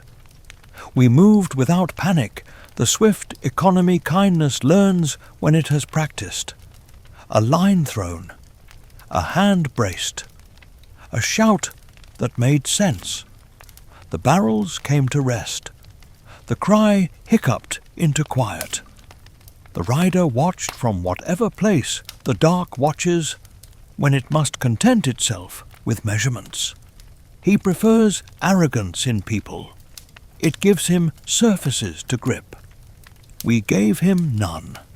Night came broad and wet. We set watches, not formal, just the old exchange by which one man goes home to heat his bones while another man becomes his bones for an hour. Miss Graythorne sent cups that stood steaming like small angels. The church glowed the way a hand glows when it covers a candle to carry it between rooms. The walker hovered at the far edge, hungry for shelter he would not ask for because the price was the old name he did not wish to speak.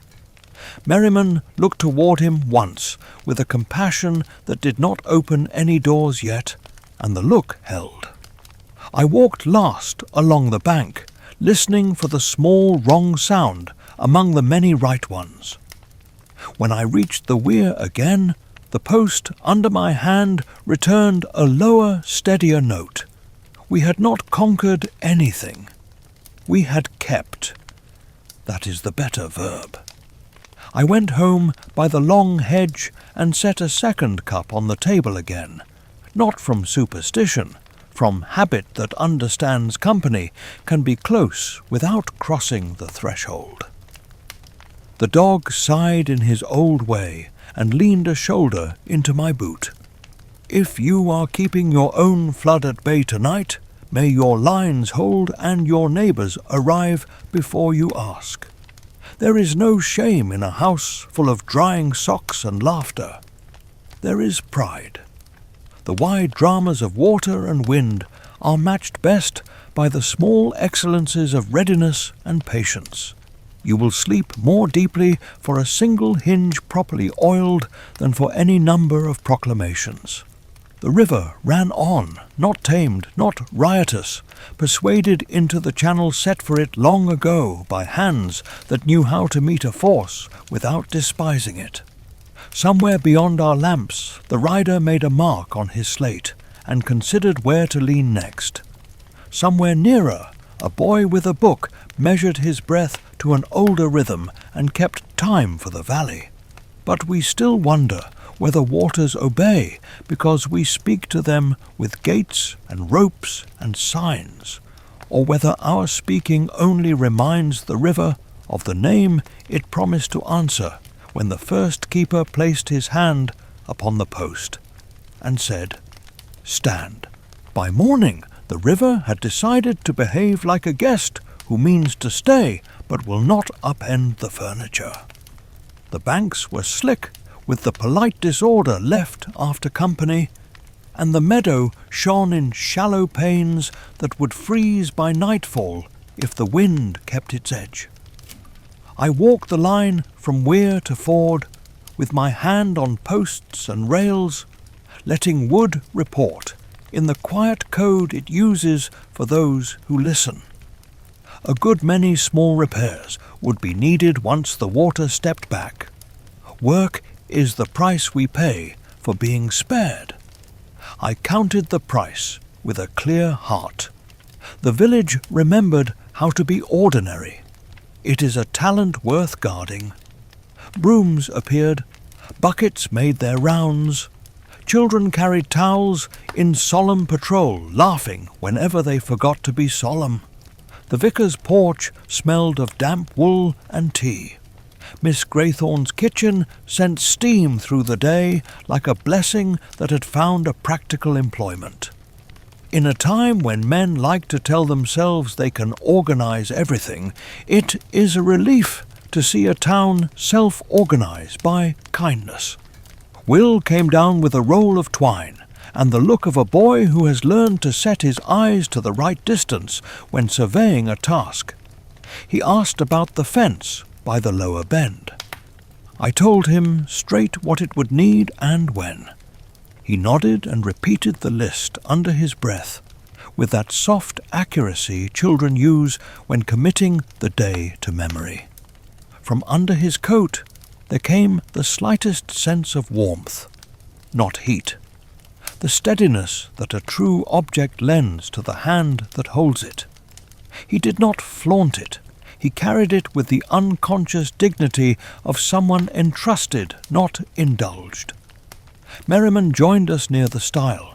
He ran a palm along the rail, the way a physician reads a pulse, and seemed satisfied with what the wood said back. He asked Will what he had learned at the gates. The boy answered without embroidery. Pressure builds. Boards talk if you listen. Men do not shout when the river is already loud. Merriman smiled a little at that, and I felt the air ease as if a lesson had reached its chair and sat down. The walker passed on the far side of the hedge, face pinched, steps uneven as if the ground would not agree to the bargain he offered it with every stride. He looked once toward Will with that raw mixture of wanting and anger that comes when a man cannot forgive the gift he threw away. Merriman spoke his first name, the early name, gently, but with the weight of the years in it. The hedge made a small clicking sound, as if something had set. The walker flinched and hurried on, leaving his shadow to arrive after him by a heartbeat. There are moments when time refuses to flatter a man. By midday, the sky had lifted to a clearer silver. The ash rehearsed its small hymn. Rooks passed like annotations from margin to margin. At Miss Graythorne's, we gathered for a short meal that felt longer because of warmth and talk. Oranges, already a story before they are peeled, lay on a plate like mild suns. Will held one up and grinned at a younger brother, then surrendered it without fuss when the child's eyes widened. The gesture cost him nothing, and brought the room a little more light. These trades are how you keep a village out of debt to itself. After we ate, Merriman asked Will to walk across to the church. Neither hurried. Young feet and old feet kept the same pace because the day preferred it so. I followed by the side path with the dog in wise attendance. The church had been open to dry. The stone accepted visitors as it accepts weather, without complaint or pride. Nails in the door stared back with the calm of old iron that has known what it is. For so long it does not trouble to declare it. Inside, a low lamp made a circle that did not push the shadows, only gave them a relation to keep. The air still held the faint sweetness of hyacinths from earlier days, and the clean smell of cold wood. Will set his palm on a pew end, and then took it away with the courtesy you learn when objects are older than your worries. Merriman stood not far from the little window where Blue keeps a promise to Winter. He spoke to the boy in a tone that never confuses seriousness with drama. The book lay open, and though its script looked like any tidy hand to any ordinary eye, I felt the room lean so slightly toward the page that even the dog noticed and settled without being told. There are passages in that book that are less instruction than remembrance. One of them speaks of 6 answers to a single darkness, gathered not by conquest, but by right naming, and bound not by force, but by recognition. I watched Will read with the part of himself that has learned to listen without wondering who is listening to him in turn. The circle in my pocket warmed as if acknowledging a fellow truth at work. On the door lintel, damp had dried into the faintest of marks, circle and cross, the pattern the frost had taught the village to notice even before anyone had explained it aloud. A sound like the lightest touch on a bell travelled through the stone. We heard it, not with our ears first, but with the skin, the way a house hears a returning step it expects. Merriman lifted his head. Will closed the book gently and placed a hand upon its cover.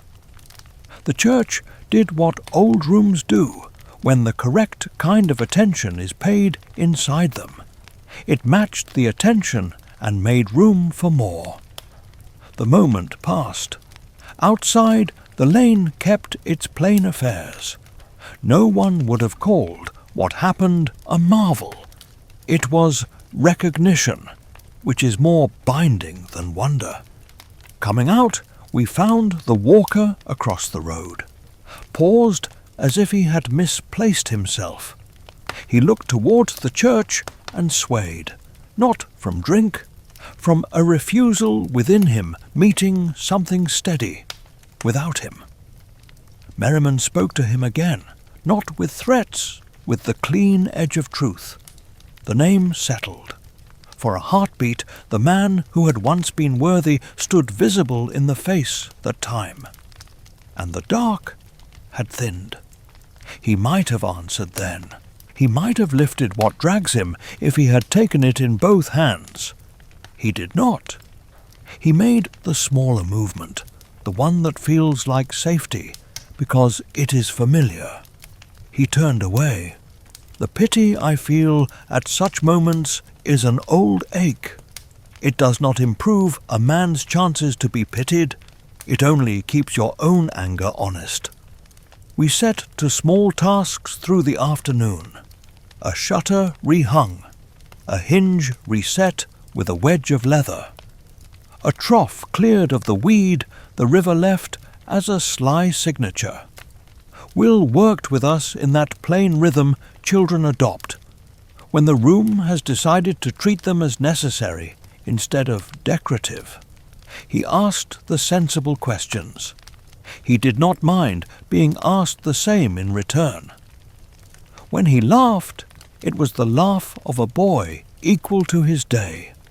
That is a high condition. Toward dusk, the sky drew a thin band of gold along the west, and then let it go. The cold returned with the clean intent that says frost will be firm by midnight. Miss Graythorne sent word, no invitation, and every invitation, that there would be a few carols sung in the hall while wet coats steamed on racks. The village answered, not because a notice was posted, because music is the best ladder for tired spirits, and the old house is the surest wall for a ladder to lean on. In the hall, the portraits minded their manners, and the fire learned the tune as quickly as the rest. The easy carols began, the ones anyone can catch by the second verse.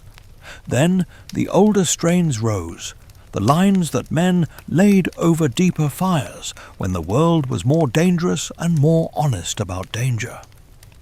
Will's voice threaded through with a steadiness that made neighbours turn and smile without quite knowing why. Merriman did not conduct.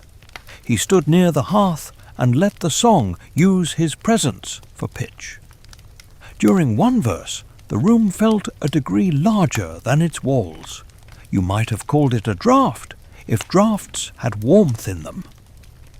Miss Graythorne, who has learned every language a house can speak, glanced once at Merriman and once at Will, and then back to her guests with a host's cheerful attention. No one spoke a word about anything unusual, because nothing unusual had occurred. A house had remembered its oldest purpose while it baked apples and dried scarves. That is all. On the way home, the rider stood on the far verge where the lane is more shadow than road. He said nothing we could hear. He did not need to. Pressure went ahead of him and found us busy, which displeased it and passed on. The dog kept his head high, but not stiff. Will glanced once and then looked away with the plain mastery of a child choosing what to give his attention to. Merriman's gaze measured the dark and then left it unpurchased. You cannot buy what you decline to want. Back in my kitchen, I hung my coat, set the kettle on, and placed the second mug beside the first, as I have come to do. Habit can be a prayer when words would feel like showing off. I checked the drawer by reflex. Iron scrap true, river stone true, circle true. The objects lay in their proper weights, not a dram altered, as if the day had picked each up and put it down again in the exact order it found them. The dog dreamed the twitching dream of old companions. Outside, frost began to draw its precise copywork on sill and latch. The same lesson, circle and cross, taught again in a new hand. If your evening holds only weariness and dishes, leave one plate to dry on the rack as a promise to tomorrow. Pour one more cup than you require and let its steam count for someone who is not yet at your door. These are small rites that ask nothing from the world and still manage to fortify it. Late, when the lamps were down and the village had accepted sleep, I stepped to the threshold and listened. The river hummed the patient note that means we had not been foolish. The church kept its line in the night. The manor breathed like a good animal, deeply and without fuss. Somewhere farther off, the dark rearranged its slate. Somewhere nearer, a boy with a book and a sign slept. The sleep children earn when they have worked and sung and not been vain. But we still wonder whether rooms grow brave because we fill them with careful light, or whether careful light finds its way only to the rooms that have already decided to stand and to keep their doors correctly named. Morning wore its clarity like a well-mended coat. The flood had stepped back into courtesy, leaving the meadow mapped with shallow mirrors thin as breath. Frost returned to its careful handwriting on latch and sill. In such weather, the valley remembers not to hurry. I walked the long hedge, touching posts the way a man counts beads, and the wood answered with the small, satisfied note that says a strain has ended without a break. Across the lane I heard the Stanton kitchen doing its good arithmetic of spoons and voices. Only after that did I notice the other sound beneath the day, a quieter measure, as if a clock with no hands had resumed its keeping. Will came by with his scarf in a competent knot, and the bright steadiness children earn from useful work. Under his coat, the round weight he carried was not concealed so much as properly kept, the way a candle is carried cupped from the wind. He had learned to set his gaze to the distance that belongs to tasks, then bring it near without losing anything on the way.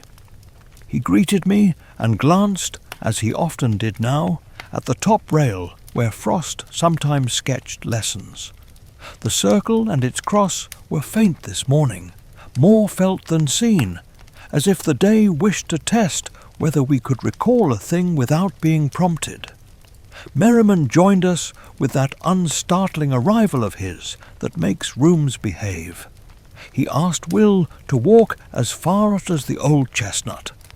There is nothing dramatic in such invitations. That is why they hold so much weight. I followed at a respectable distance that would pass for coincidence if anyone needed to ask. We stopped by the stump with its grey faces. Patches of frost clung like memory to 3 planes of wood, and left the 4th clear, as if saving space for an answer not yet given. Merriman spoke a sentence about the way a sign lives best, when it is both kept and used, like iron that stays true because it was forged for work and not display. Will's hand moved under his coat in acknowledgement rather than possession. In the far hedge, a rook clicked its beak with professional interest. The dog lay down in that deliberate way dogs use when they wish men to proceed without fuss. In the lane, nothing unusual happened. Deliberateness is the oldest magic. It convinces weather that you have been here longer than a gust has. We crossed the meadow toward the church. On the door's iron straps, the faint bloom of rust looked like an old thought forgiven. The nails watched us with the patience only iron has. Inside, the air held the faithful mingling of cold wood and lingering hymn. Will opened the book with the courtesy of a boy handling bread. He read not words alone, but the shape behind them. The page carried the old assertion I have heard in rooms that remember their work, that 6 answers must be gathered from wood, bronze, iron, stone, fire, water, not to dazzle, to balance. He said nothing aloud. He did not need to. The church settled, the way a large creature settles when it recognizes a familiar hand. On our way out, we met the walker. He had that look certain men acquire when their debt has grown older than they are. His coat hung like a confession.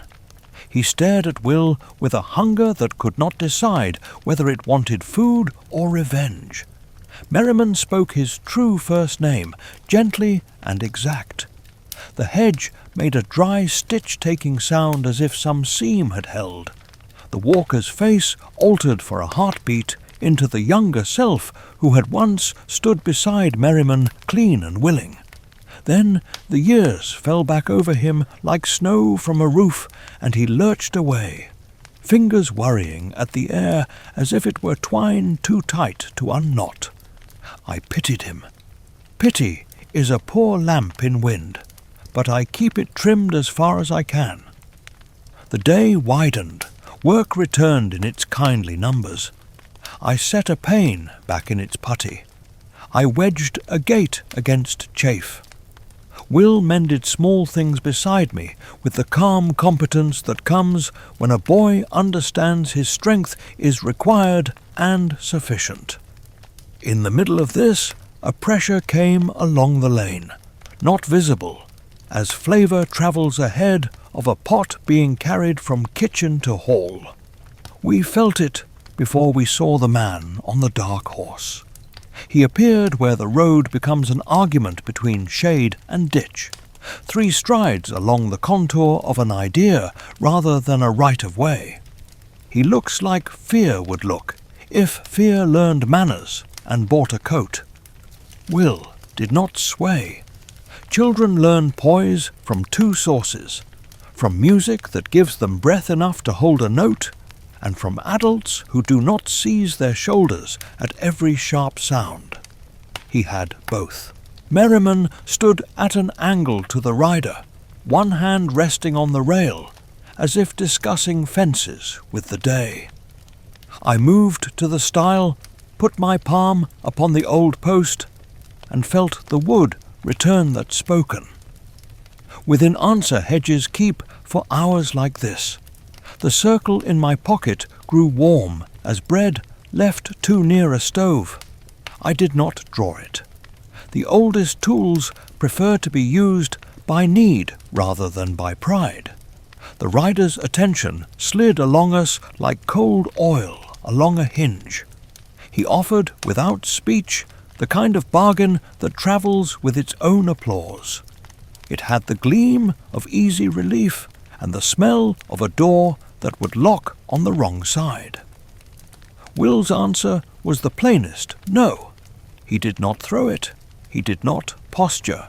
He held to himself the way a good gate holds to its posts, not by stiffness, by fit.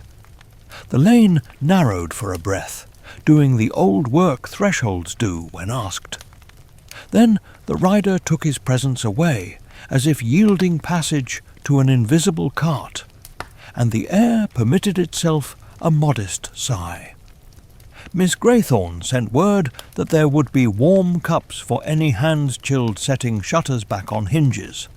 It is much harder for the dark to gather speed in a place already thick with small hospitality.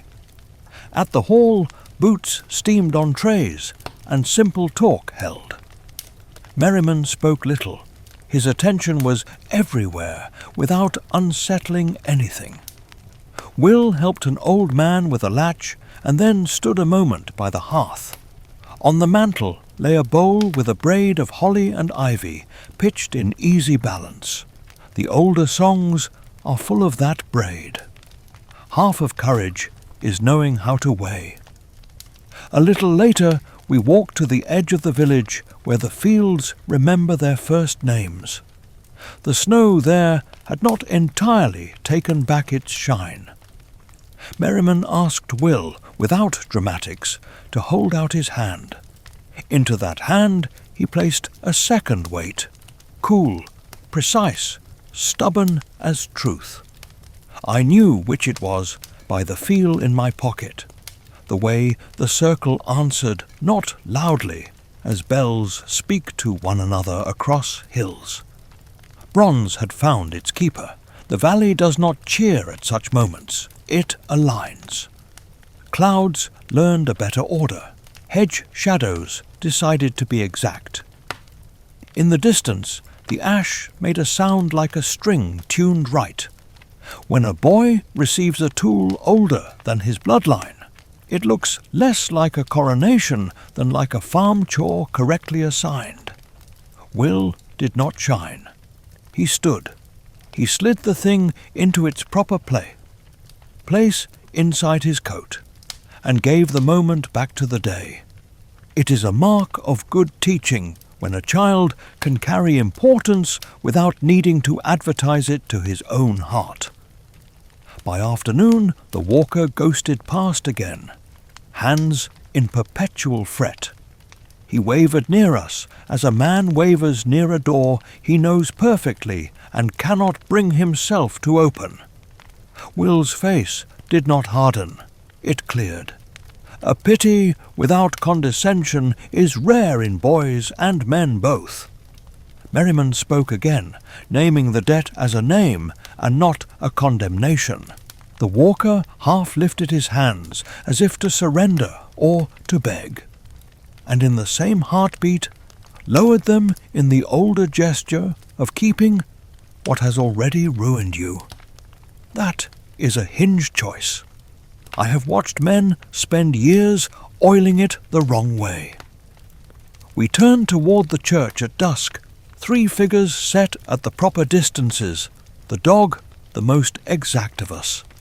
A thin moon nailed itself delicately to the ribs of sky. On the door lintel, damp had dried into the faint geometry that has kept us company all week. Will paused and touched the wood once, not to work a charm, to greet an older colleague. Inside, the vicar sorted hymn sheets, and a child played with the echo in the side aisle. The church took us in, as it takes in weather, with level patience.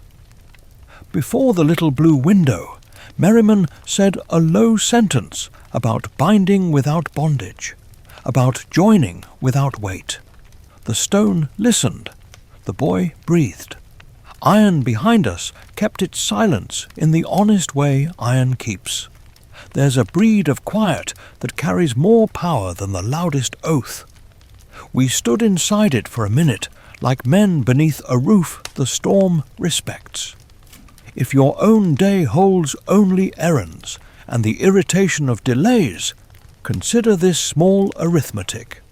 A hinge set true, a window latched, a loaf shared, a name spoken correctly. These are the acts by which old balance is renewed.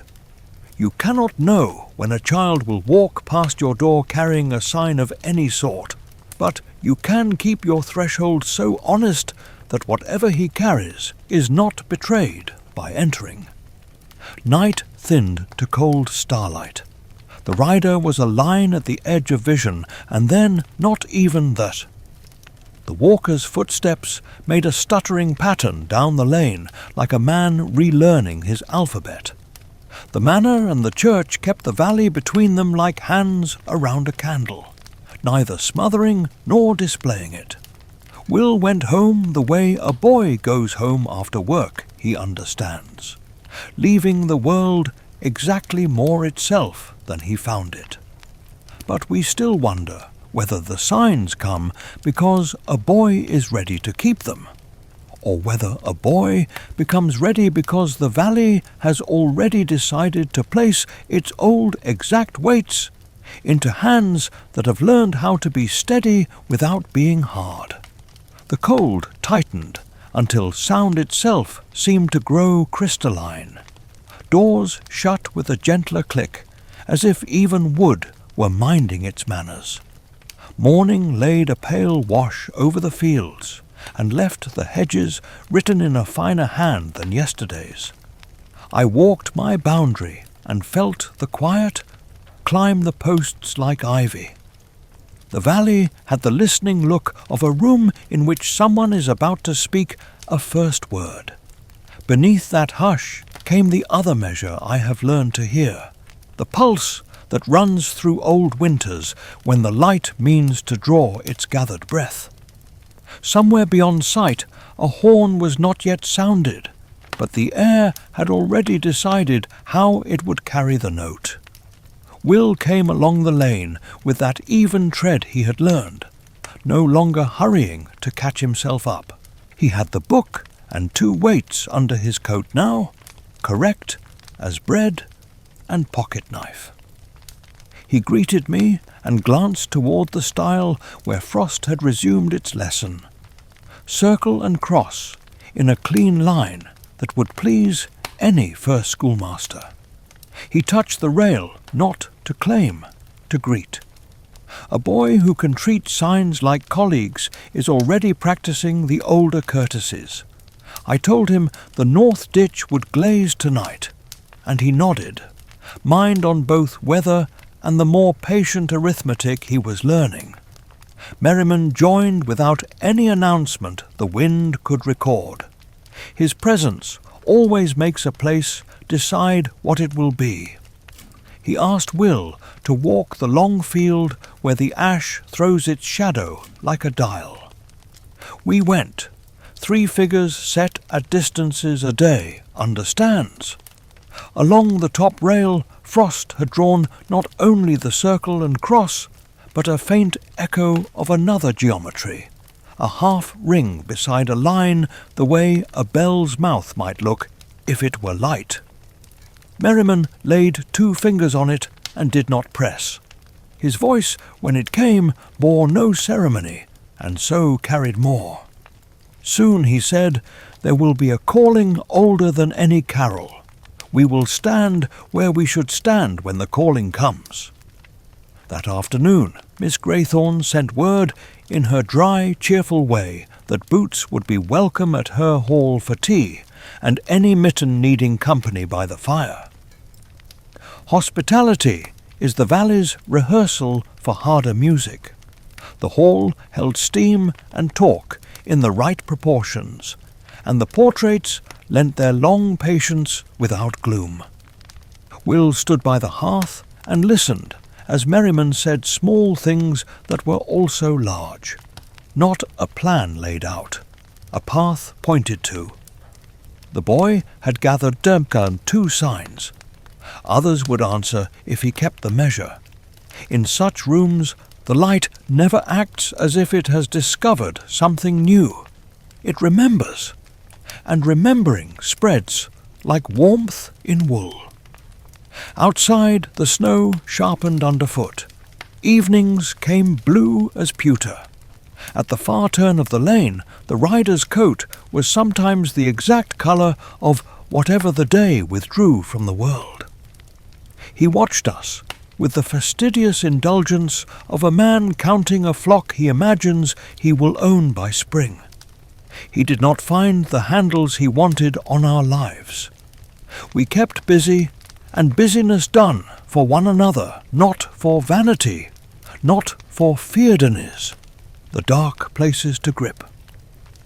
I mended a hinge for Mrs. Peters, and came home with a loaf that tasted of nutmeg, because she will be reckless with spice when the weather is unkind.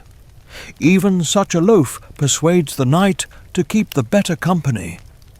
Wordless signs gathered on the church door and the barn stone. The circle and cross wrote itself, where damp and frost shared a page. Faded, returned. Will's hand grew sure about where to keep each weight and how to move, so his keeping did not make a show of itself. He learned the small economy of light. It is not brightness, it is exactness. At the chestnut stump he traced, with his eyes alone, the place where another sign would some day lie against a palm and take the temperature of its keeper. Merriman watched without seeming to weigh or measure. He is too old for the habits of schoolmasters, and too exact for indulgence. That is how oak teaches. The walker came and went like a draught under a door that needs weather stripping. Twice I found him at the stile, chewing his lip as if a knot could be worked loose with teeth. I offered him bread the way a man offers a road to a traveller who will not read the map he was born with. He refused, then took it, then put it in his pocket with the baffled outrage of a man who wants to be fed, without owing the act a name. Merriman spoke his early name again, gently, and for a thin moment I saw Hawkin as he had been when he first stood within the light and learned the weight of trust like a clean tool in the hand. The moment did not last. He folded back into the man the dark prefers, all refusal and ache. Pity keeps my anger in shoes that do not slip. It does not change a winter by itself. One dusk, the sky blackened early in that decisive way that promises either a storm or a story. The hedges laid their shadows down with their faces turned outward. Bells in the village tried a single note and let it go. The air lifted like a chest filling for song. I stood by the ash and felt the old tree hold. The dog sat and kept his head level, as if waiting for a guest he had met long ago. And then the sound came, thin at first and binding at once, a horn blown from no hill that bears a human name. It made the sky a room. It made the fields a floor. It made the years learn how to stand together. Men who had never learned its music heard only a hunting note, but the rooks knew it, and the ash knew it. And Merriman, when he lifted his head beside Will, knew it most of all. The wild hunt has many names in many valleys. Here we remember Herne by rumour and hoofprint. I will not load you with legend. I will tell you what I saw. The horizon leaned and then straightened as if a great wheel had been moved via spoke. Wind ran without touching the snow. The rider of the dark, who does not bow, slid back one pace, as if the road had narrowed under him. The walker put his hands to his ears and then to his heart, the right place and too late, and looked toward Merriman with a child's expression in a ruined face. The horn sounded again. Will stood as if a measure he had learned on the page were now being played in the air. He looked neither proud nor afraid. He simply fit the sound, the way a well-kept gate fits its posts when the wind leans. Merriman's hand rested for a breath on the boy's shoulder and fell away. The hunt does not come when called. It comes when the light sets the balance to the old lines. Across snow that did not mark their passing, hounds ran like music given pause, and horsemen rode with faces that were more storm than men. And the horn spoke a third time, that turned refusal into leaving everywhere it touched. You must not think this a pageant. It is a tool. It is used when the seam of a valley is being picked at too slowly to permit time to do its careful repair. The hunt drove before it.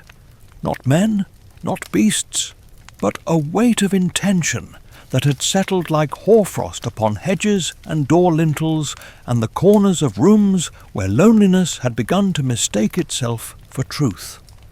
That is what the dark prefers. It likes to amplify what already aches. The hunt denies it the echo and leaves the ache honest and small enough for neighbours to tend. I have seen the dark stand longer than this. Tonight it learned the valley would not stoop. The rider withdrew precisely as a clerk replaces a book he intends to steal later. He glided along the hedge and vanished where a ditch says no to a cart. The walker dropped to his knees and clutched at the snow with frantic gratitude no one had earned from him but that he offered now because the horn had laid his pride out on the table and shown him the bill.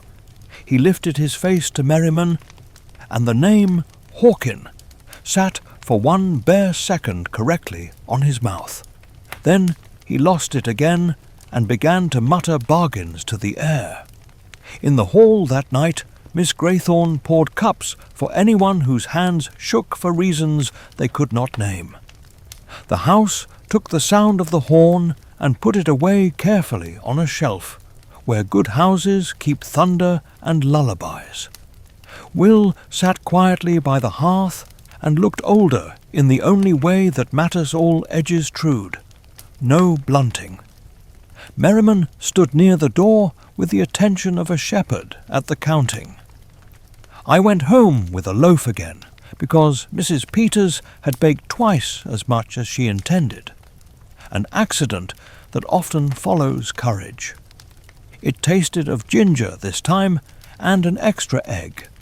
The dog was pleased with the crumbs, and I admit I counted that as prayer answered.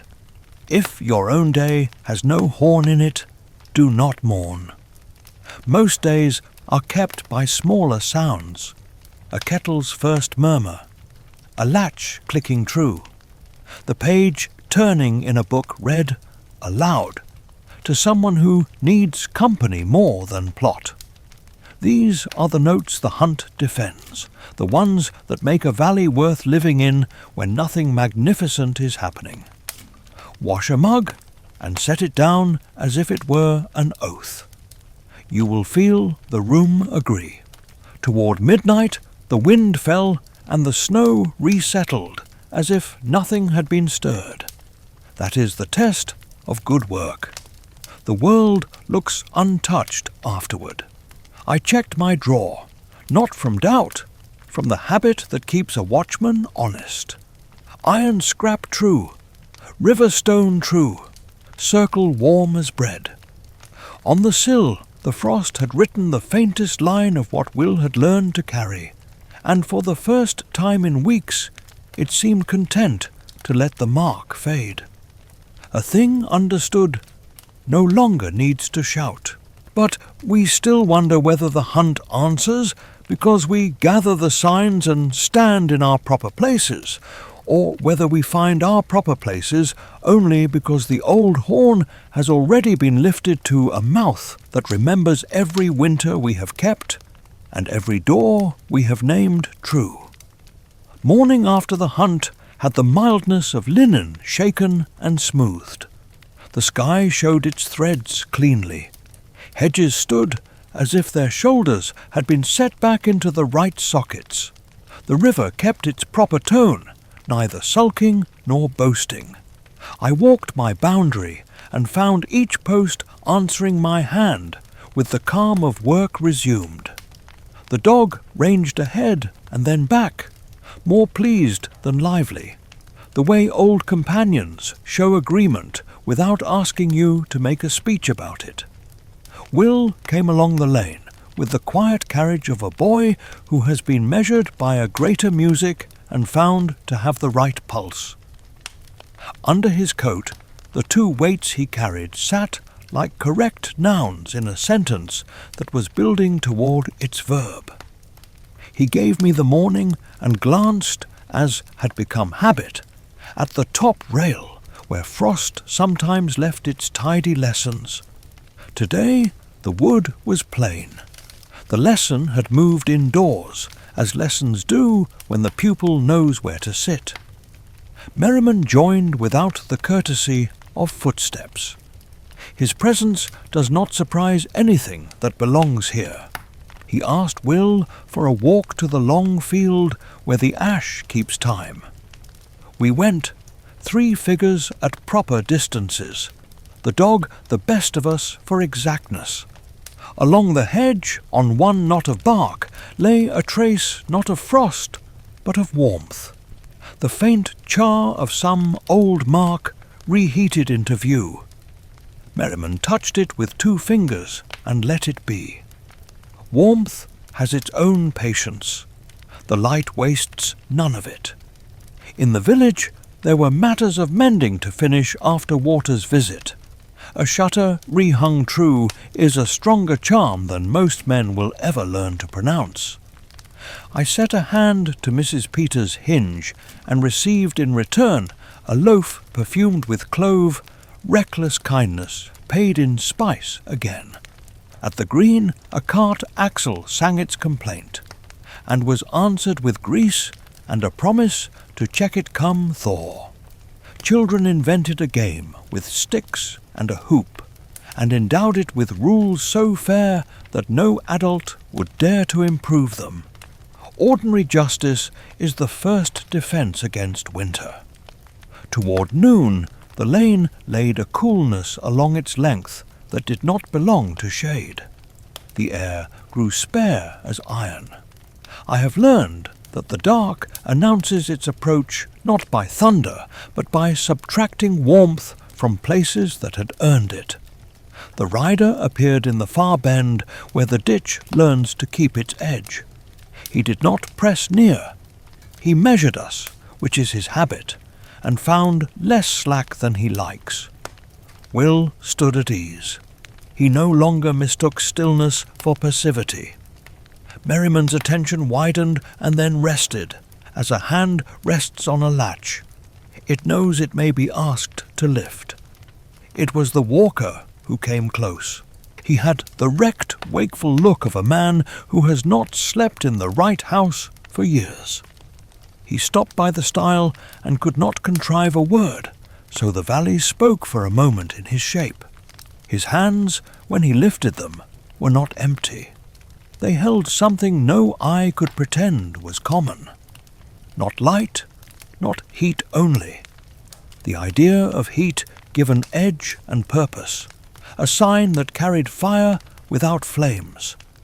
The thing gave the air a taste like struck flint and old hearths together. He held it out to Will with the twitching reverence of a beggar returning a stolen coin in order to be rid of its prophecy. Merriman spoke the walker's first name, the clean one. The hedge answered with that dry stitch of sound it makes when a seam holds. The man flinched as if the syllable were a hand on a bruise, and then breathed in a way that was almost relief. He placed the sign of fire in Will's palm without ceremony, the best way to hand over a tool. Will received it without triumph, the best way to accept right weight. The circle and the bronze in his keeping answered like bells speaking across hills. The ash made its thin chord. Even the dog let a small sound escape him, not a bark, a recognition. Hawkin, for he was that man again, if only for a minute, looked to Merriman with a face younger by 20 winters. Gratitude and grief stood together there, unarmed for once.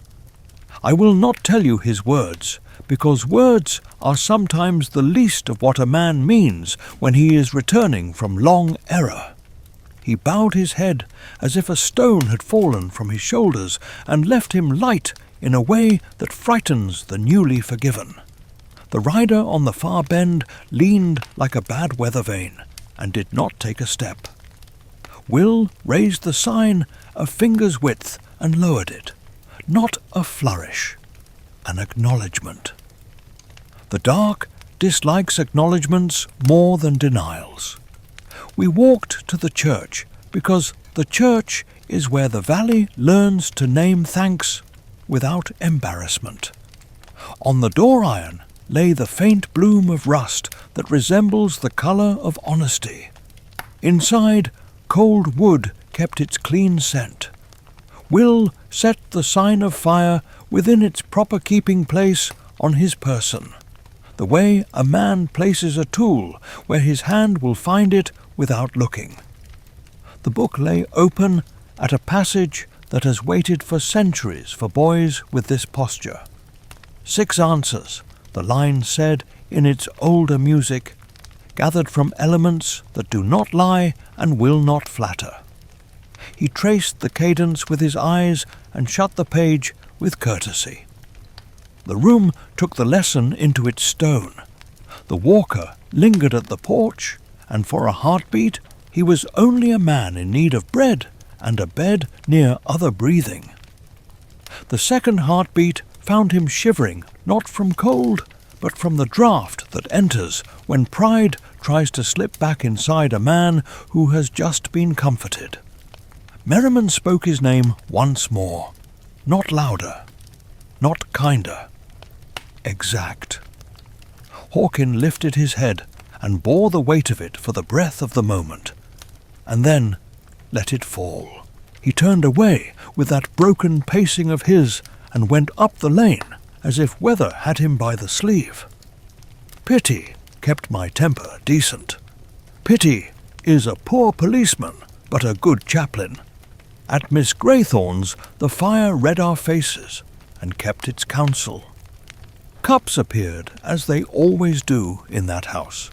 The portraits permitted themselves the smallest interest, which is the most they will grant what they have seen many times and hope to see many times again.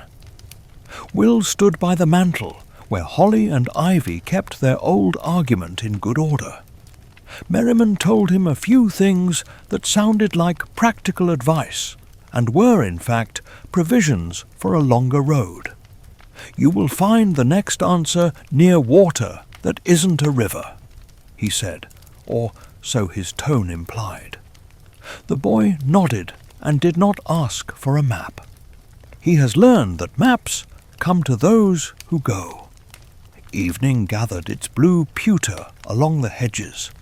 The rider withdrew as light withdraws from a stone wall. He is patient and prefers to borrow momentum rather than manufacture it. We gave him none. The village sang 2 carols with the workmanlike affection we keep for tunes that have never failed us. The smallest Stanton stole a slice of sugared peel and was caught and forgiven, which strengthened the shingles on 3 roofs at once. That is the arithmetic of mercy in a valley like ours. After dark, a new cold entered, the decisive kind that coaches crystals into the clean geometry frost loves best. At the stile, the rail had taken a faint warmth earlier from the sign of fire's nearness. Now the warmth had gone and left a black tide mark, thin as a thought. I put my palm beside it, not on it, and told the field I had seen what I ought to see. The field answered with the old inward note that tells a keeper he has not overstayed his welcome. If your day contains only small rituals, a kettle filled, a lamp trimmed, a path brushed for the postmando, not think them lesser than the moments when horns sound and riders test the seams. The valley's larger instruments rely upon these smaller strings kept in tune. When a boy's palm receives a sign and does not tremble, he is standing on a floor made of many unremarked kindnesses, planed level by years of such work. I went home and set the second cup beside the first, and left it there steaming a moment, in case a friend arrived that only warmth could see. The dog settled and dreamed his orderly dreams. I looked in the draw-iron scrap, river stone, circle, all correct, and closed it with the simple gratitude that is as good a benediction as any man deserves on an ordinary night that has held a necessary wonder. Snow began again, fine as flour sifted through an old hand. Somewhere beyond the hedges, a man who had returned a burning truth to its keeper walked under a sky that would forgive him more quickly than he could forgive himself. Somewhere nearer, the rider amended his reckoning in ink that does not blot. And nearer still, the boy stood the way a good gate stands, supported on both sides, and meant to turn only at the right hand. But we still wonder whether a sign comes to a child because his hand is steady, or whether a hand learns steadiness because the sign had already chosen it long before anyone in the village began to count winters. The cold that followed fire was a craftsman. It planed the air smooth and left a shine on morning. Footsteps printed cleanly and kept their edges until noon. Hedges wore the tidy dignity of hedges that know their work and are content with it. I walked my boundary with the dog, and found each post answering my palm with the same contained steadiness I had felt the day after the hunt. The valley was not triumphant, it was exact. That is the better condition. Will came along the lane with 3 weights settled under his coat, correct as a plough with its bolts checked. He had learned the trick of carrying much without announcing it to himself. A child who can do that will one day carry a household kindly. He greeted me, and his eyes went, as they always went now, to the top rail where frost had once written our lessons. The rail was plain wood today. Plain wood is never only plain after it has spoken. Merriman joined us at the gate where the ashes' shadow falls as a dark measure on the snow. His presence gave the hour its order the way a bell gives a village its morning. He asked Will for a walk toward the old quarry pool beyond the copse. The church has water in its font, and the river has water in its will.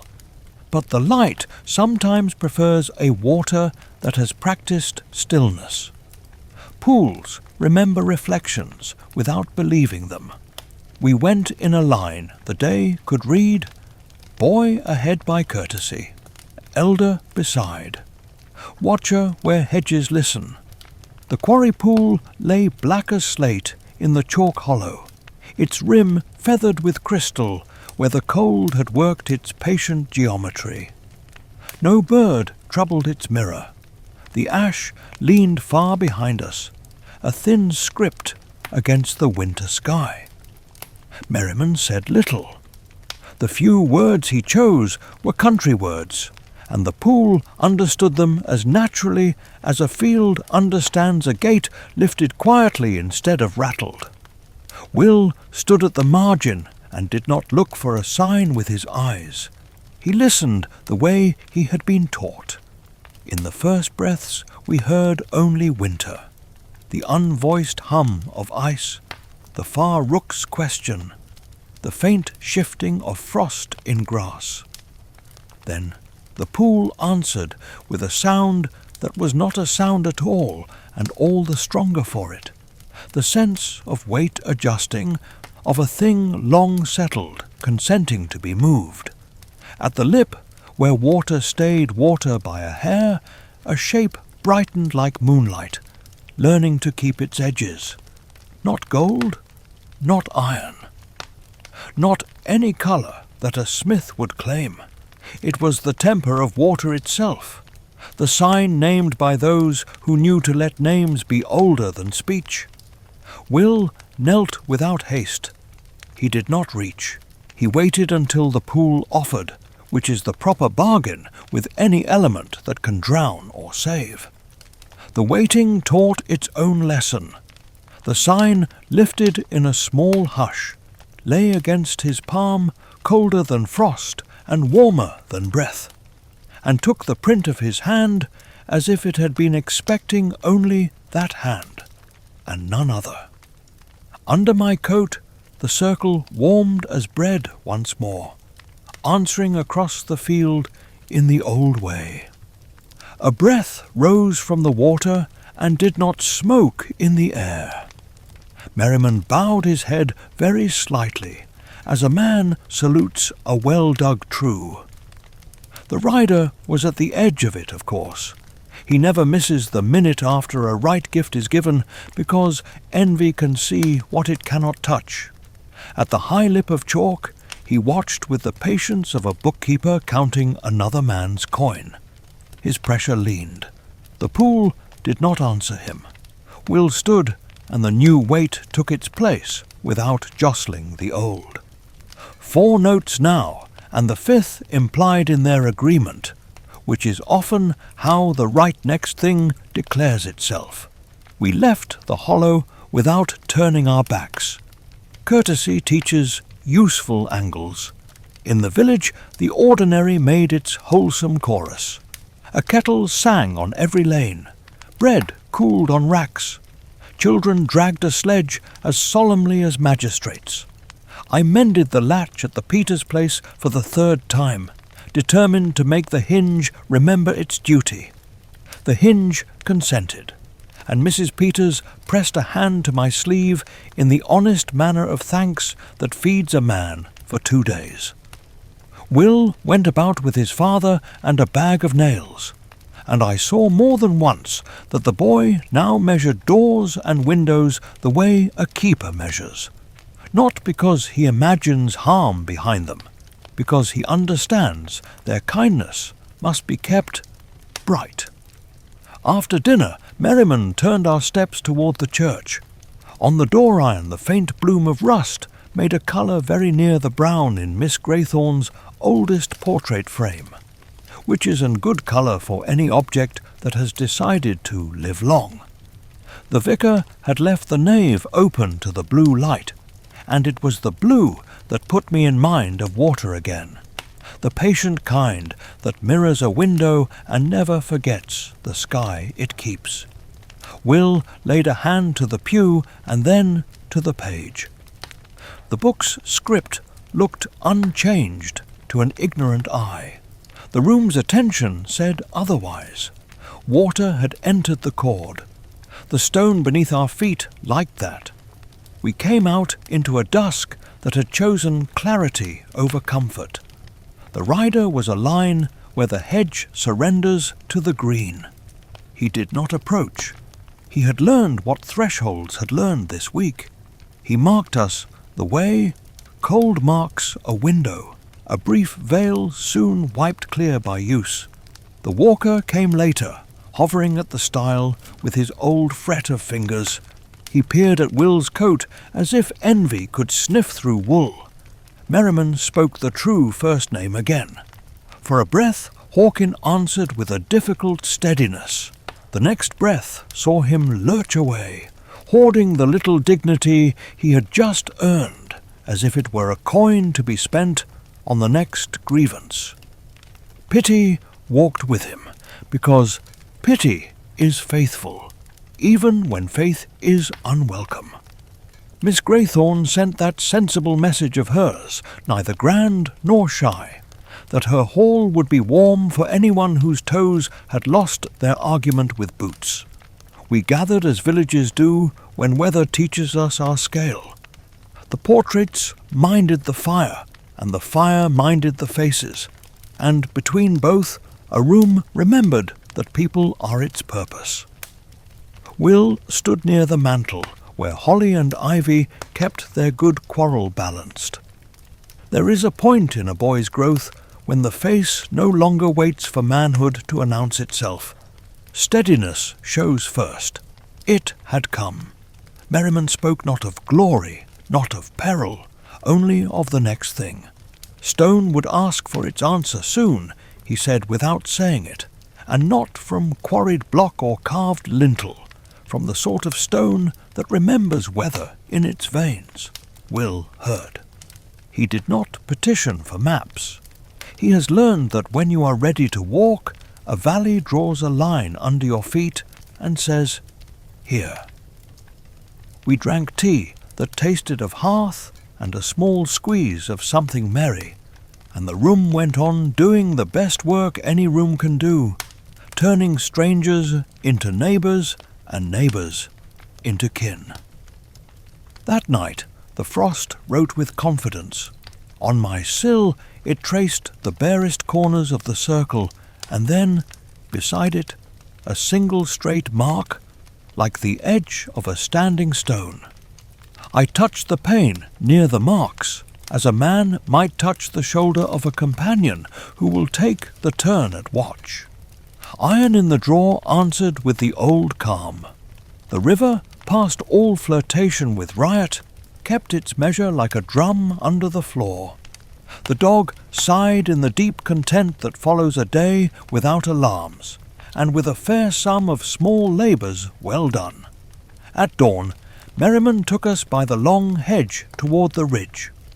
There is ground up there that does not accept plough or spade, only the long thoughts of weather.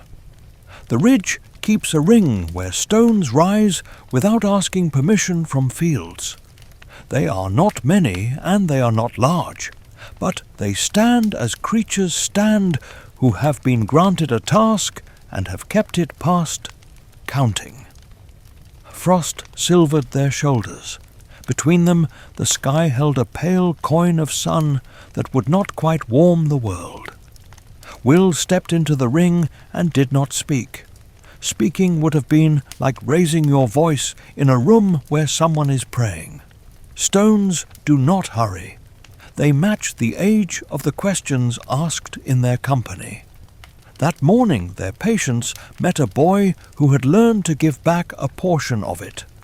He moved the signs under his coat as one checks the balance of tools without fuss. The air made a low tone, so low it felt like a promise under the ribs. On one stone's face, no bigger than a palm, a seam showed that had not shown yesterday. Not crack. Invitation. Will placed his hand there. He did not press. The stone grew warmer than any stone deserves to be in winter. He took his hand away, and a mark remained that only the day would see. It pleased no one but the people who had come for exactly that plain confirmation. We left the ring with no trophies, and more certainty than trophies can offer. On the way down we met the rider again. He gave us the smile that blades give when they have been sharpened for the wrong work. His horse shifted its weight and found no purchase on the hour. Merriman's glance held him without insult, the way you hold a door for someone who will never thank you. Will did not look away. A boy who has looked at a pool until the pool chose to lift an answer has no need to stare at a man who will not give one. If your day has no rings of stone, there are other rings. The rim of a mixing bowl, the wheel of a bicycle, the circle of chairs you drag close for soup and news after a long shift. Keep those circles honest, and doors will learn from them. You will find thresholds obeying your house, not because you are clever, but because you have taught wood and wool and laughter to agree with the right kinds of weight. By late light, the frost had tightened again. The church took us in for a few measures of music, and in the nave I heard the sixth thing without yet seeing it, the way a room learns to expect a guest before the knock. Will stood simple in the pew, and Merriman stood not far, and the vicar tuned his voice to the middle key ordinary hearts can hold. Outside, the hedges kept their lines. The ash kept time. The pool dreamed under ice and did not forget its new agreement. The stones remembered more than anyone asked them to.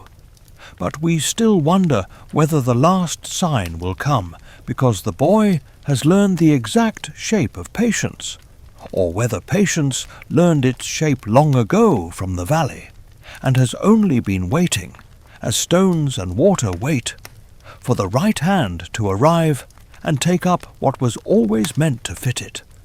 Morning drew a thin gold seam along the ridge and then spared it, as if the day were careful not to boast. Frost held its quiet grammar on latch and sill. The ash kept time. From the Stanton kitchen came the kind arithmetic of spoons, boots, and laughter, the bright sums that make a winter honest. I walked my boundary with the dog, and felt the posts return the low, contented note that says the night had wanted nothing we could not give. The valley had set its shoulders right. It was ready to answer without raising its voice. Will came by with the carriage of a boy who has learned to carry much without crushing the day beneath it. 4 weights rode under his coat, and the book lay where a hand could find it by habit. He greeted me and glanced at the top rail, a reflex now more affectionate than expectant. Plain wood, lessons moved inward when they have taken root. Merriman joined us without troubling the air. He asked Will for the ridge again, and I went the long hedge, mending a place that had forgotten the shape of its own nail. Hedges like to be reminded what they are for. Boys do too, though he hardly needed the telling now. We met where the stones keep their ring. Frost silvered their shoulders. The hollow between one and the next kept a blue of morning that felt older than sky. Merriman lifted no hand. He addressed neither stone nor boy, as if either were a stranger. His manner said only, "You have brought what you must bring. The place has waited as long as patience required." Will stood within the circle and did not make ceremony of breathing. He moved the signs as a man checks the fit of tools when the work is too important to leave to luck. Bronze and iron answered one another. Fire lay quiet. Water remembered the pool. The circle held them so their names made more than names. Stones do not hurry. Neither did the boy. On the eastward face of a shoulder-high slab, a seam showed that was not there yesterday. Not crack. Invitation. Will set his palm to the cold, and the stone warmed as if time itself had been coaxed to stand nearer.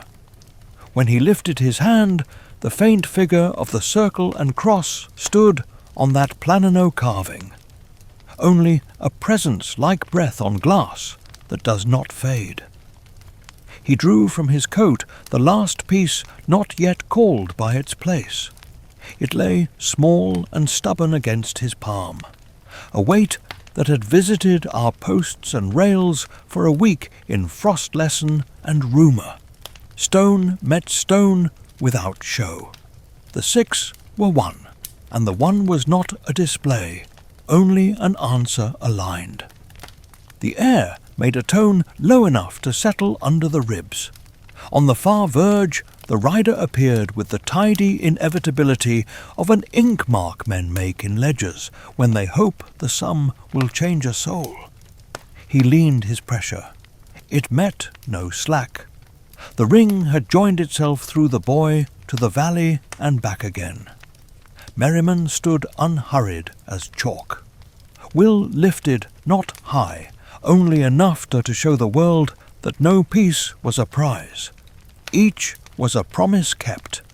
The dark retreated with the politeness it reserves for hours it cannot purchase. A wind ran without touching snow.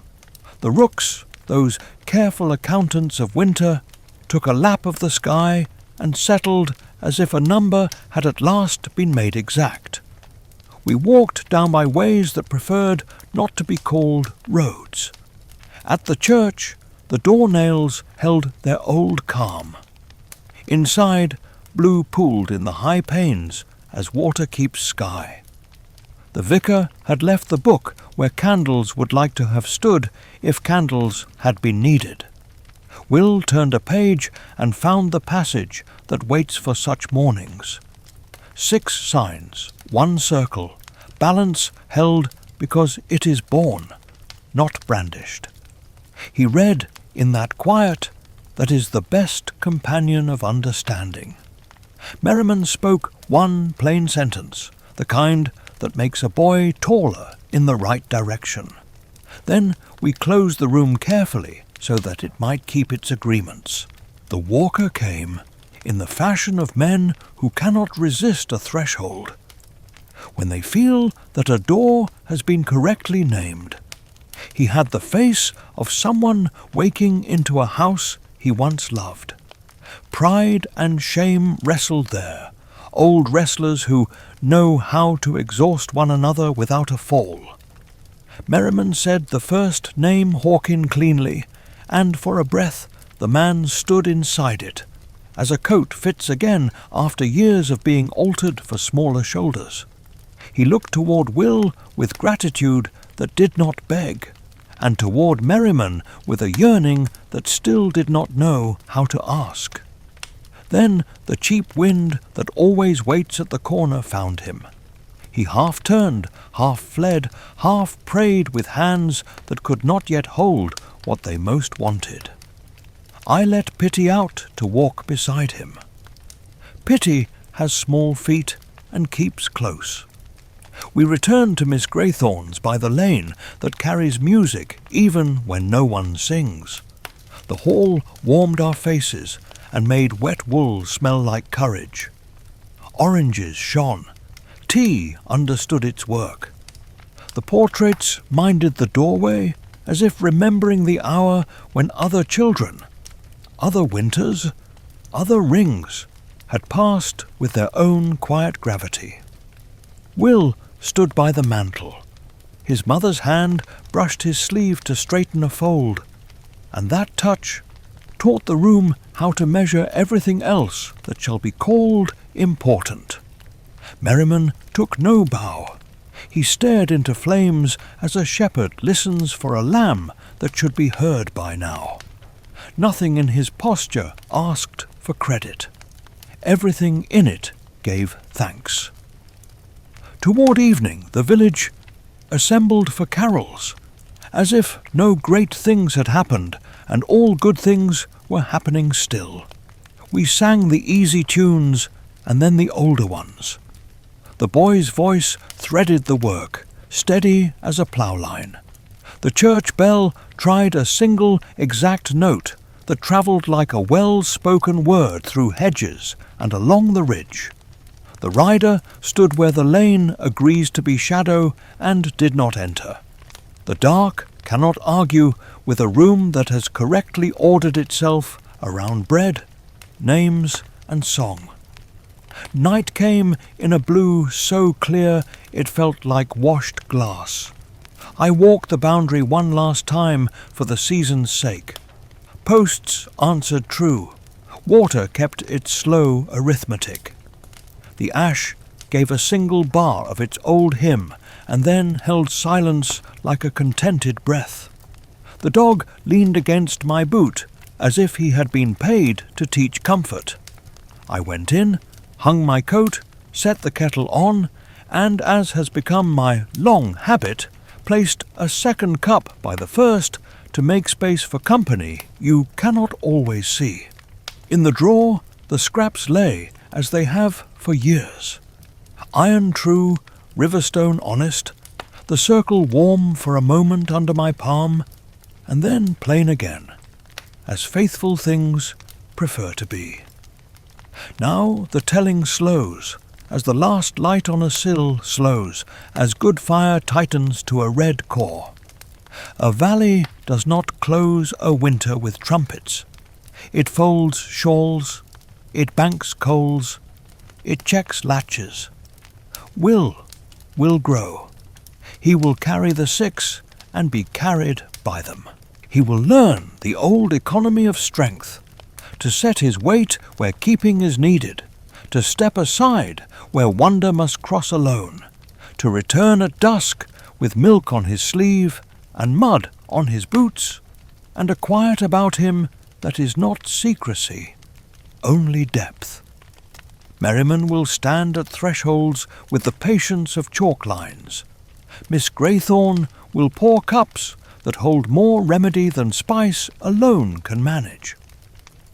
The vicar, who knows how hymns and blankets share a parish, will keep the church door taut in the art of opening and refusing with equal grace. The walker will wander, and perhaps one snow-slip morning he will come to his right name and not let it fall. I cannot promise it. I can only keep a cup ready. As for me, I will go on knowing the gates by their voices and the hedges by the depth of their roots.